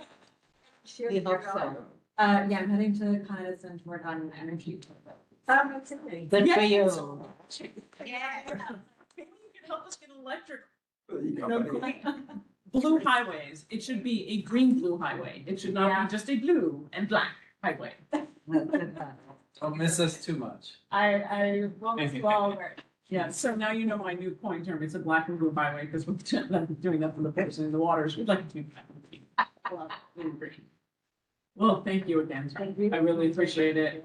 Don, I'm sorry you're stuck with Gustavo, who already is like, oh no. I think my jaw really dropped when I heard that, but it's been a real pleasure. Thank you very much.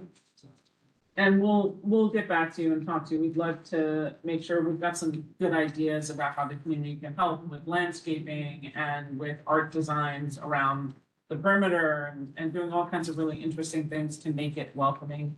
Don and I have talked briefly about some of that stuff as well. Penny and Tyrone, thank you so much for coming. Thanks. If you don't want to give us your phones. I gave you all my numbers last time. Yeah, I got you. Rest of it. If you guys don't have business cards, that's something. Yes.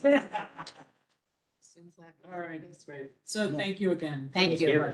Nice to meet you. See you before. Sorry, if they throw you a party, I'm coming to buy you. Oh. All right, Great. when's your last day? Next Wednesday. So, my I will goodness. be dialed first. Oh. All right, well, thank you very, very much. Thank you. Really appreciate it. Bye. August is my last meeting. This is my last regular executive. We have one executive in August. You'll be in good hands, so not to worry. She's tougher than I And am. one of the, and I said this seriously, I've been dealing with this board for 30 years, and it's one of the fairest boards. We've largely been, and it's been extremely fair. Thank you. Well, Sure. Sharon will be our new vice chair, and so you've got another fair, very fair team. Bye. Good luck. Thanks. Thank you very much. Yeah, don't worry. So, fine, yeah. I'm around. Thanks, Thanks, guys. let's go. Thank you. All right, awesome. Thank you, thank you. Let's move on. Okay, we have a containerization program. All right. The containerization program, we asked, that's one of the things we have to make sure ends up in that transportation resolution about Canal Street. I forgot about that. I mentioned it, but I need to make sure we get in this. So the citywide containerization, there's been a lot of conversation on the community board level. Zach can pull it up. There are some places on the Upper East and Upper West Side that are losing up to 10% of their overall street parking. And that does not include any of the street parking that is taken now by roadway dining, which we understand, according to the mayor, he's looking to codify to be year-round, not just seasonal.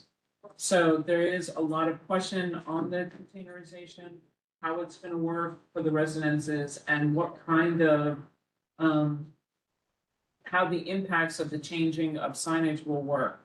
The medium or large size is any building with over 30 units in it. So there's a lot of conversation, Zach, let's share. Are we actually gonna parse through this now, or? Well, it's a question Did of anyone see whether or this not prior? public comment is due by the end of next week. And the question is whether or not we want to do a resolution on this or not, and whether or not, you just have it up. Yeah, do you want me to, read DSNY's response? Yes. Is this package or is this just a We asked them to come and present. I have one. Did not have picture? full amount of time. So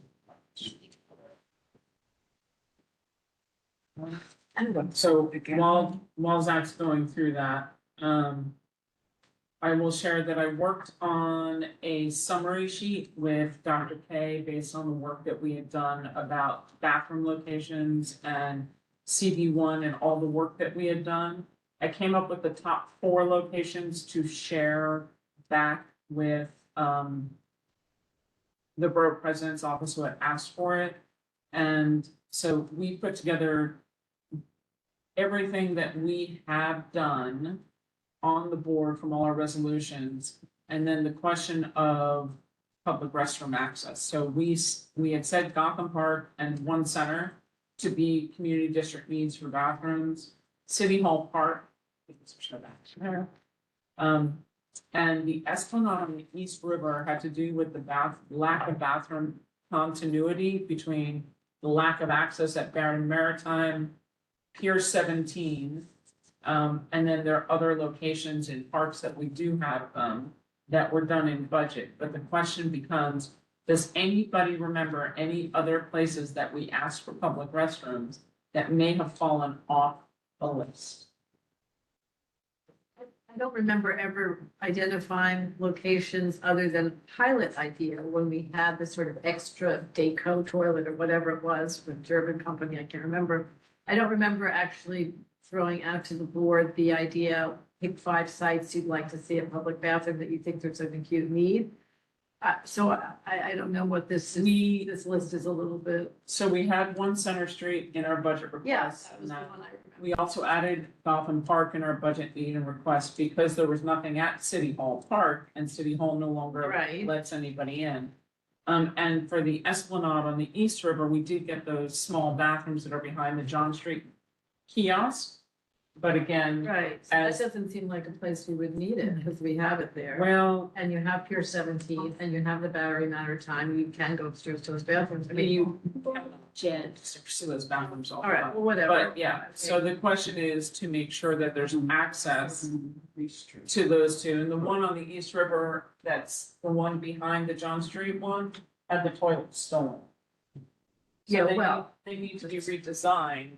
Yeah, they talked about it. They need to be redesigned to be able to be functional. What's the conversation? Yeah, that's the whole. That was crazy, So- that they still toilets.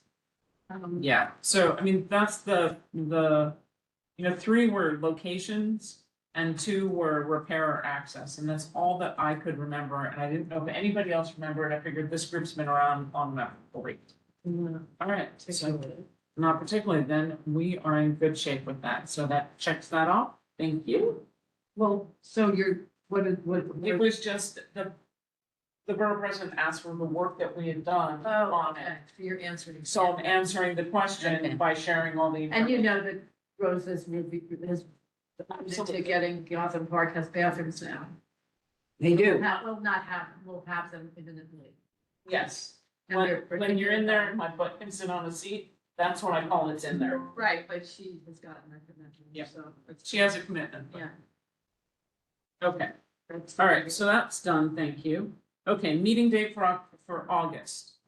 We have August 25th or August 26th as potentials for the executive committee. The 20th is a date that would be best if it's not done, because we want to honor the new chair's birthday, and the way to do it is not to have a meeting on her birthday. Thank you. So, And I will be coming back from Sardinia, so. Oh, well, All right, that's so- a reason. Can you Alright. make me wait? yeah, the 25th or 26th, which date works for y'all? Not be one for me. The 26th for me is fine. Wednesday is fine, Yeah, better than Tuesday? yeah, I don't care, Tuesday or Wednesday. Tuesday. Tuesday, I'm in. That's fine, Tuesday? fine, so Tuesday that's the the 25th. 24th, the And I can't 25th. Do between 12 and 2. So this is the evening. No, 25th. All right, I gotta put it down, 25th. 25th, perfect. 8:25. That's which is the, Tuesday. that's the executive. That'll be executive, and that'll be the one meeting that if we get any roadway, roadbed, sidewalk, public comment, anything that comes in between full board that has to be due before the end of September, we vote on that day. And Jeff, we're talking Tuesday, August 25th for the exec meeting. All right. Please, everybody, take a look at your calendars. The meeting dates are all set, September through December. Please take a look. Everything's moved around. You all have this? No. Here, Oh, is that the revised? So cross off Brandon? exec on the 20th. Yeah. It now moves I to, probably have It's all a digital one. copy. Okay. okay. Is in, it's not the 20th, it moves to the 25th. All right, so that's done. Zoning. Love that. All right, while Zach's getting that up, do you have the email? So exec in August. Will be the 25th, not the 20th. I can read the DSNY's statement. Okay.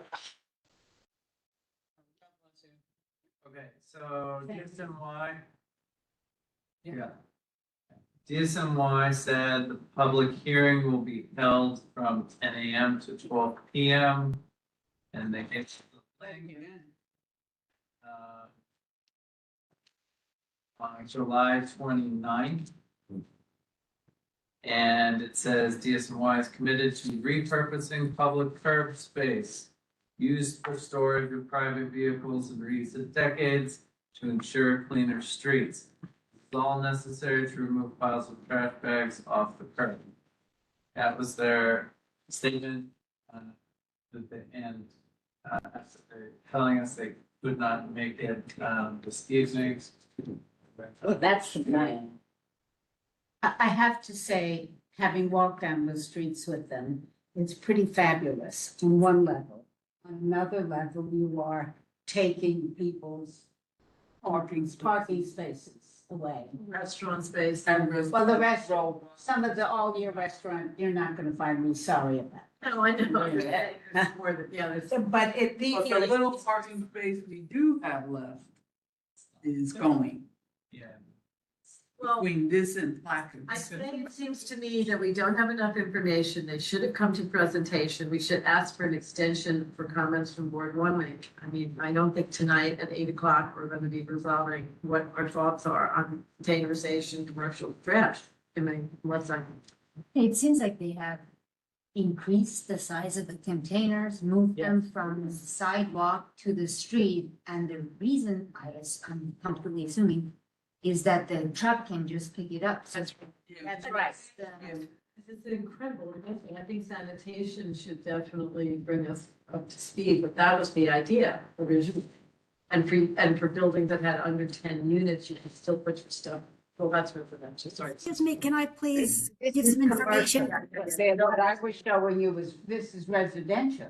They have residential. No. Excuse me, can I give you some For example, information? Somebody's. Hi, Betty.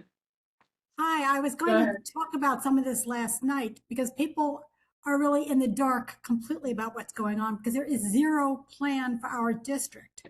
And I put together some Yep. slides from the DSNY report about why our district there's no plan for. So I was going to see if I was going to originally put in the link to the report, but if Zach has my slides from last night, he can show some of those. You can at least get that information because it's pretty shocking to see and go, oh, geez, look what we're dealing with here. What the DSNY is trying to deal with. That commercial is Not viable.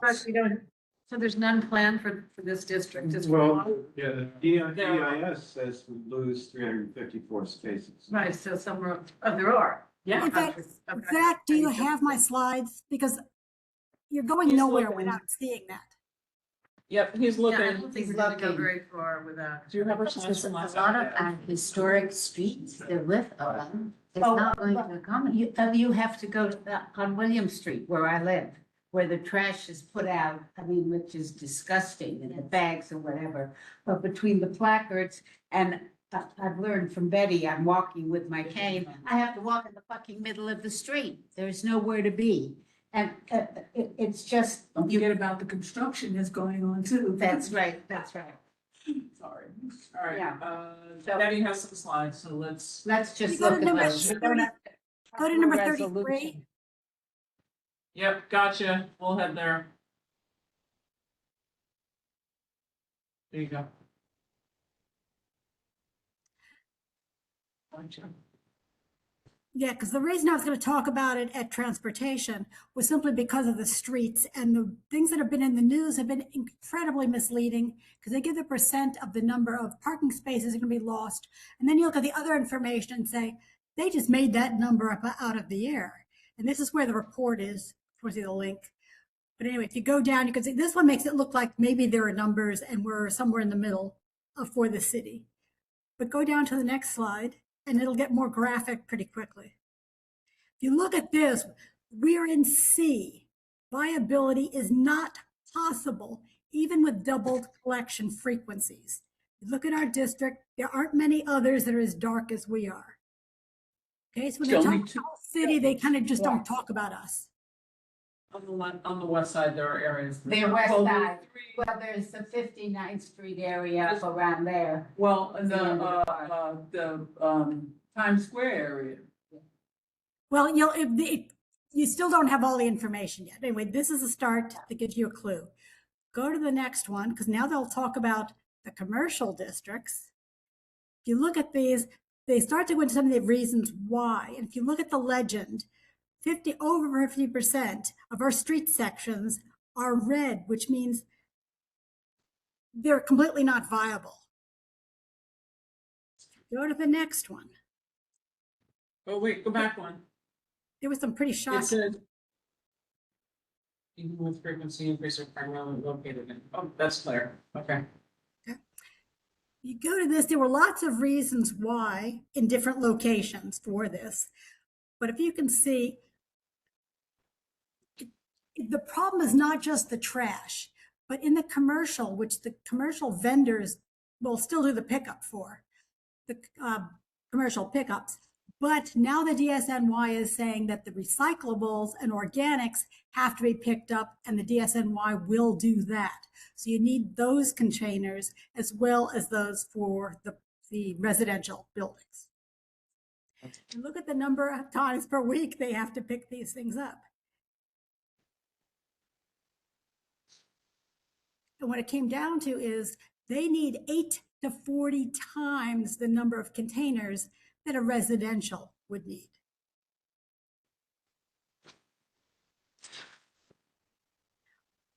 And in fact, they use Cedar Street as an example and say, even if they used every inch of the sidewalk and the street bed, they wouldn't have enough room for the containers for that block. That's correct. If you go to the next one, I think there's those numbers. Oh, the commercial corridors, look at that, 8 tons of difference in waste tonnage.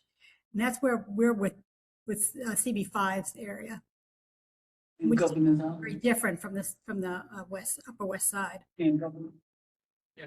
And this is where the commercial carters were picking up, but now they're adding this information for the recyclables that the commercial carters will not be picking up, DSNY will be picking up. And they are multiples of what is there for trash. Like they're up to 40 times the number of shared containers for those places. Which is why I think the next one is the last one, but that's why there's no plan. No, that is the last one, so you can go back. That's the last one. There is no plan for our district because we cross the unviable for two different reasons, commercial corridors as well as for the residentials. Go ask. I was gonna say, to me, it's 164 pages of report, and it's very, for the lack of a better word, ignorant to treat the highly dense areas the same as areas that are not dense. It's not the same solution. They should come up with a different solution. Maybe that could work in an area which is like all brownstones and they have single families. Yes, that they can do that, but in dense FIDI, it's never gonna work. So, Jeff, And I mean, we're retrofitting all these buildings. Jeff, I haven't seen this EIS until 2 or 3 minutes ago. But I jumped to the parking analysis section.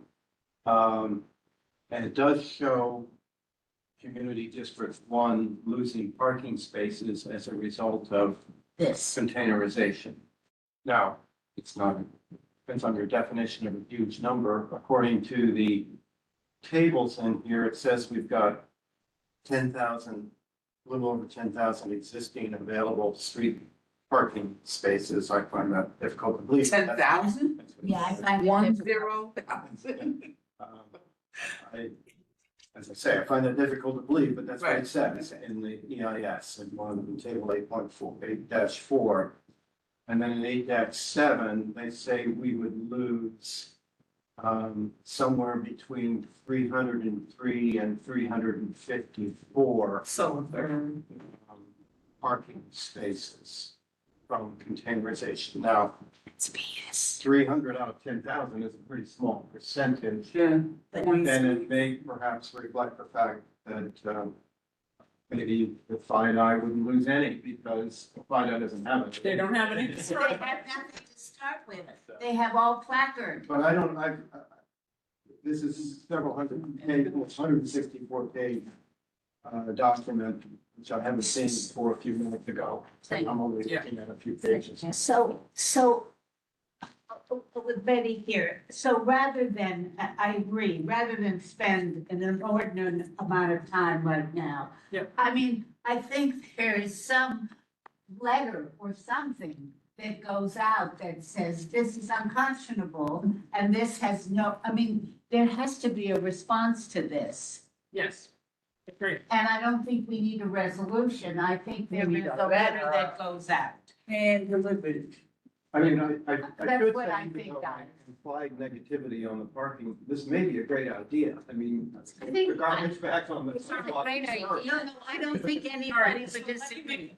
make a suggestion, since we don't have the in-depth, that we ask, that we are given an opportunity for public comment to help design a program that would fit and benefit areas such as ours, which are on the, we can't do anything because you're too tiny.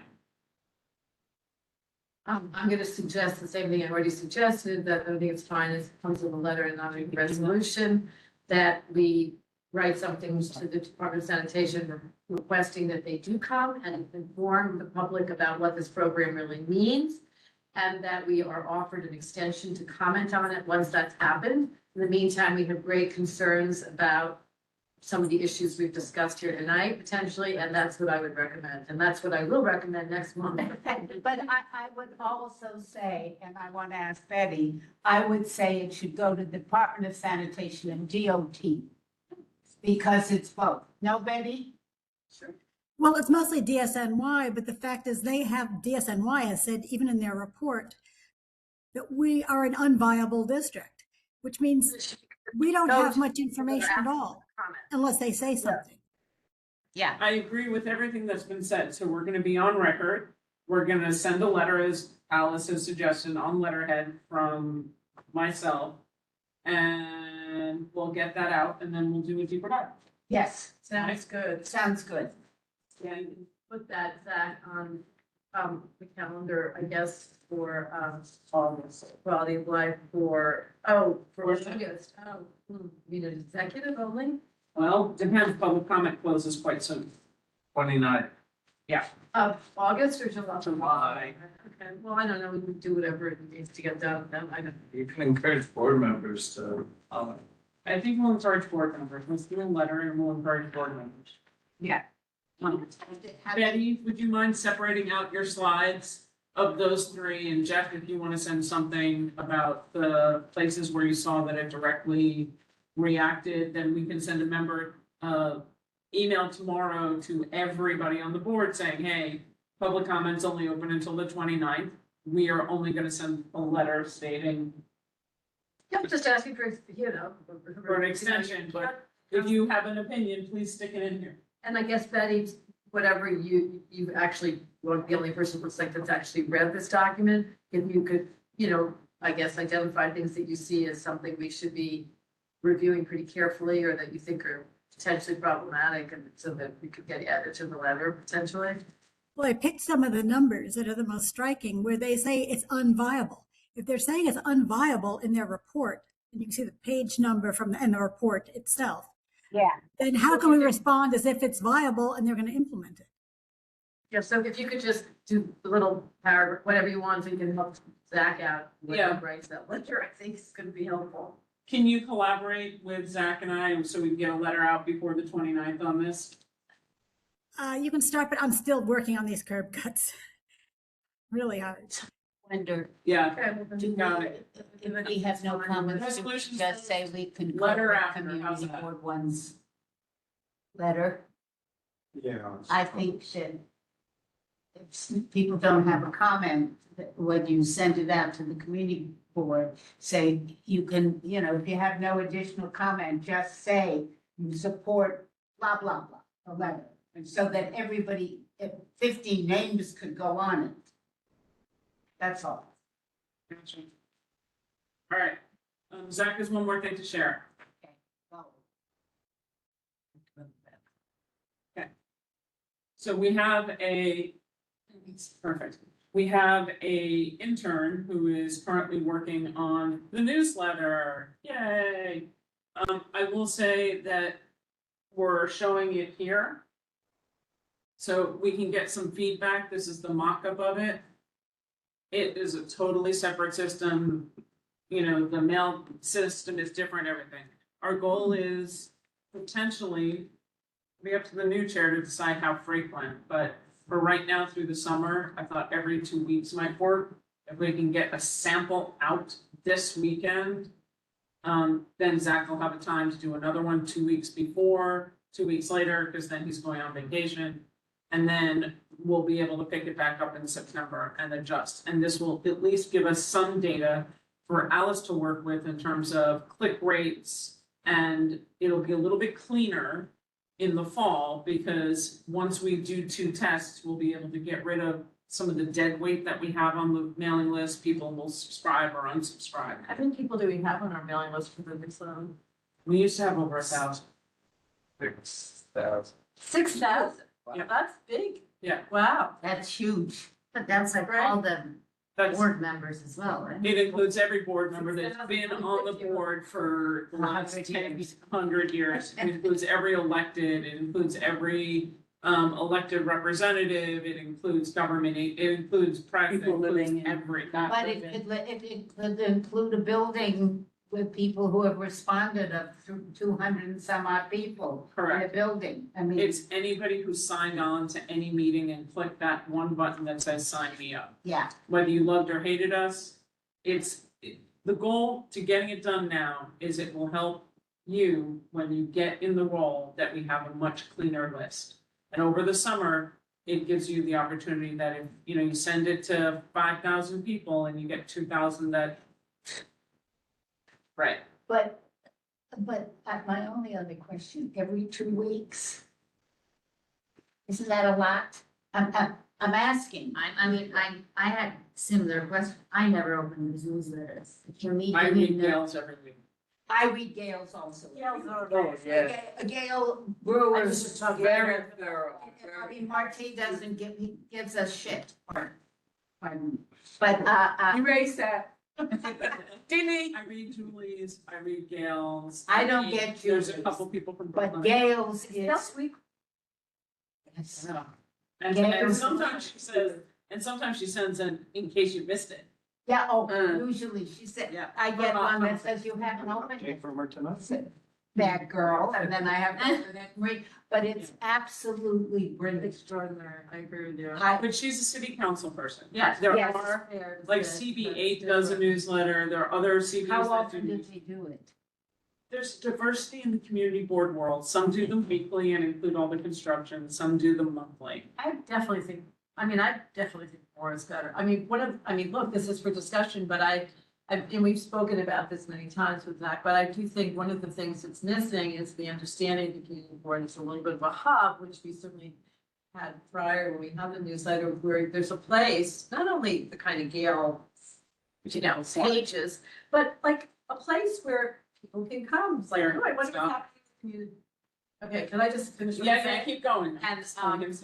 I'm sorry, all the cultural activities, all the gallery openings, all of the plays, all of the, problems in the community with, construction or whatever. You could have categories of just highlighting certain areas that we make sure we have covered. And I do think weekly isn't a bad idea, but I certainly think Every 2 weeks. 2 weeks for starters, absolutely, but when things kick in the fall, sometimes you may need it more often, I don't know, but let's start with the suggestion that Tammy has.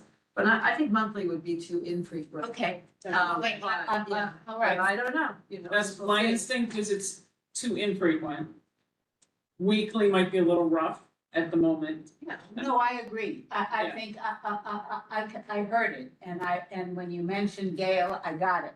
So I think every 2 weeks to start with, and let's see what we get and what the Yeah. hits are and how we So- do it. I wanna kind of slide through so you can see what we put in as placeholders, an update from the office on something that's super Yeah, topical. very good, yeah. I Right, got it. that's going on. The July meeting, for example, was here. You can click on that, it'll take you in. Slow down, please. Meeting information, it tells you where we host these meetings and how we host them. And that you can come. You can click join and it immediately takes you over. Below that, there's the calendar again and agendas. If you just want to see it, you don't want to join the meeting. Well, I would just say, whenever this gets into its final, or semi-final iteration, that you have as little of whatever, as condensed as possible and not repetitive. You don't need a Yep. calendar and, Well, the calendar, you have to click into it, right? If you touch it, then it brings you to the website. That's the goal, I see. right? Meeting information tells you how your meetings are held, and if somebody's looking at it, we left the join remote because somebody says, oh, I wanted to go to that meeting, they can just join immediately for that day, right? Past meeting information, this is where our board actions and resolutions are for people who are looking for that, or the YouTubes. See, that to me is. That can go down to the Yeah, bottom. down to the bottom, for Okay. sure. Like you read Then, that. this is the most critical thing, is the community news and events. I mean, I Okay. think that's an exciting part of it, which is. Are we outsourcing this or you? Yeah, No, it's awesome. It's like a lot. So you said this weekend, that's not possible, After board. Next week. next week, Okay. after board? Well, so after far, we break. don't have anything. Okay, so Yeah, you're. still in draft here. Vincent said he'd be able to get it all finished if we gave him feedback. College. Yeah. So let's keep sliding. So past meetings, we're good to That's it. the only part I don't, this is the part that excites me personally, is the community events and all that. Where do we, and I talked to Zach about that earlier, like, where do we get that? And you were saying there are different ways to do that, because that, you don't want Zach to have to read every newspaper. I mean, like, how do you Right. get that? So this is how we get it. We have very traditionally had people send us stuff. Or our nonprofit partners, they email saying, can you share this? Can you share this? Can you share this? And we do on the weekend to send it out. Now, because our newsletter kind of fell off the waves for the last year and a half since Mimi left, we get a lot less of it. We do have the construction updates that come consistently, which is important for people to understand what's going on. But, you know, the others, we don't get as much. Once we build the newsletter back up, we will get them back up. What our policy has always been, we do nonprofits, we do major city events, or things that our electeds have sent to us. We do not share, we're not a personal marketing for-profit companies. But for example, if there's a show at the Smithsonian, some new art show, or if there's I mean, those are That's a things. nonprofit. Yeah, That Yeah, works. that's Yeah. my point, and I'm just trying to figure out with that. I like that. That information, It we're comes- guaranteed we get the information from all the new scenes and places, right? And that's not a hard thing, because what we can do is, Onej has all the ones that we call for our regular updates. And we can bundle that and send them a note that says our newsletter is back up. If you have a weekly thing, you know, or a monthly, an event happening that you're promoting by flyer, please send it to us. Yeah, Where do the local paper, where do they get there? Same thing. Oh, okay. It must be, what local paper? I mean, Tribeca. Right. well, So as you see, Zach's scrolling through, we have a lot of stuff that the intern put in that we had information on, right?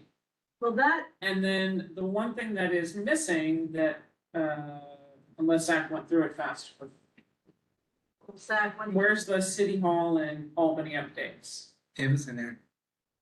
All right, so we did those kinds of things for people, oh, there's construction too, okay, great, now it's. can we just go through a little, because this, maybe. Y'all got too much text. Way too much. Yeah, this, I agree. agree, I that's what agree. we said. Especially in the calendar, it's just like too much, should be You like, should also think about colors. Shouldn't have red.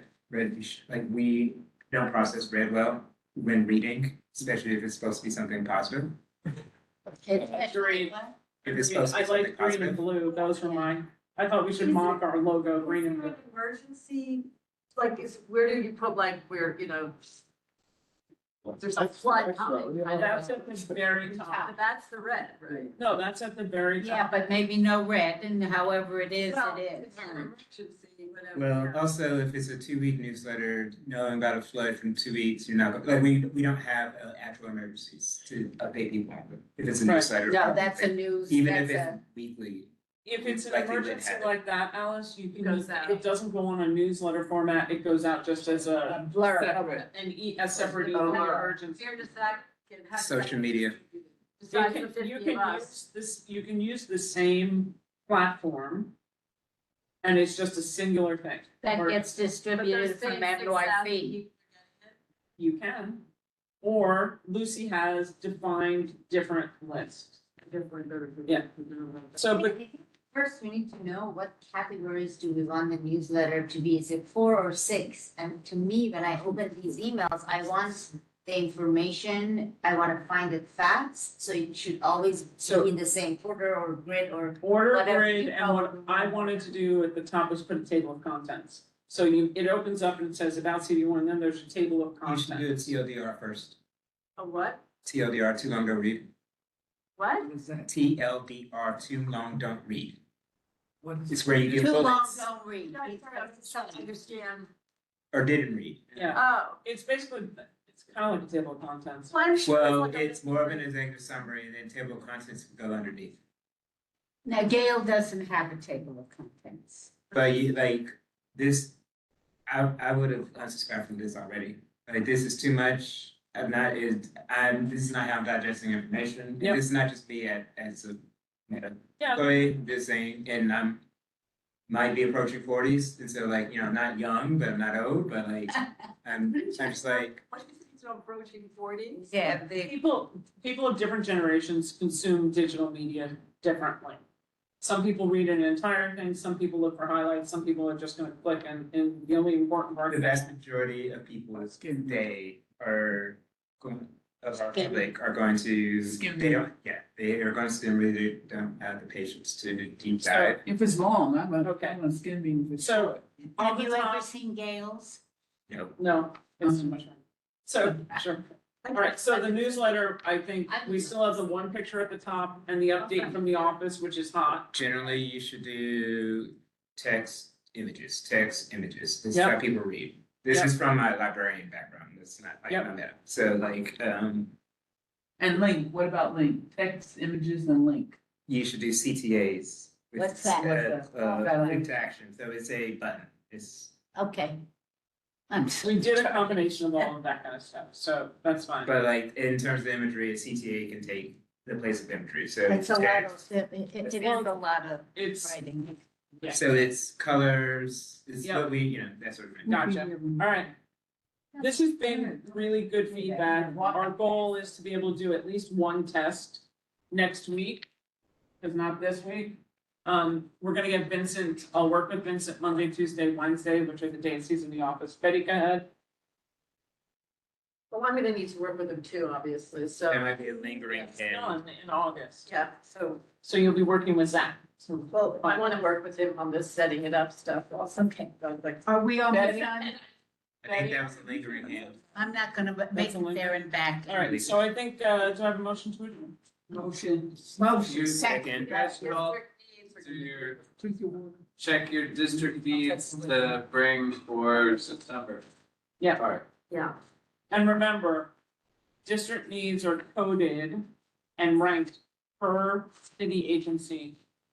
That is how the current budget works. And we're doing how many? It doesn't make a difference as a total. I think, They have, well, as of September, you'll be doing 10. so Back. city, well, that's not what they told us on the training, because on the training, he recommended and told us what to do. I will give training in August and See then you next week. as necessary. Yep. Your hand is up, Betty, are you still, say something? She was.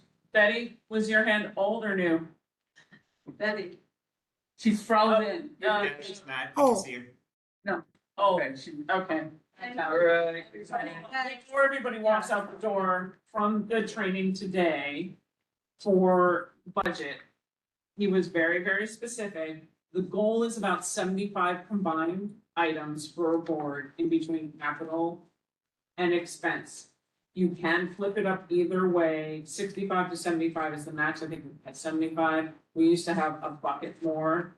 Sort of goes with what I'm saying, if it's 10 committees and you're 10, that would be 100, and then you're gonna pare it down Well, between personnel 5 don't- and 10. Some committees don't do any, but, and some of them are off. So I think we're in the book. But he said the biggest thing to understand is that the agency, what the budget looks like is that helps the agency understand the district because they don't know always. It provides awareness and lets them know of the issues. If it's an issue that is multi-jurisdictional, meaning it's something that's in parks, DOT, and DEP, then there should be a definition in each for what's needed for the one location. Okay, I'd like to suggest that we also include something fun, facts or something like that, something In that's the in the newsletter. That was kind of like the hook on the top, is that like we used to do where it was like, it was Black History Month, we did something fun about Black history in the district, like historical facts, Women's Month, historic women from Lower Manhattan. Did you know that? I gotta go, but you'll let me know when to, I would like to meet with this guy too. Yep. So, okay, good. All right, bye.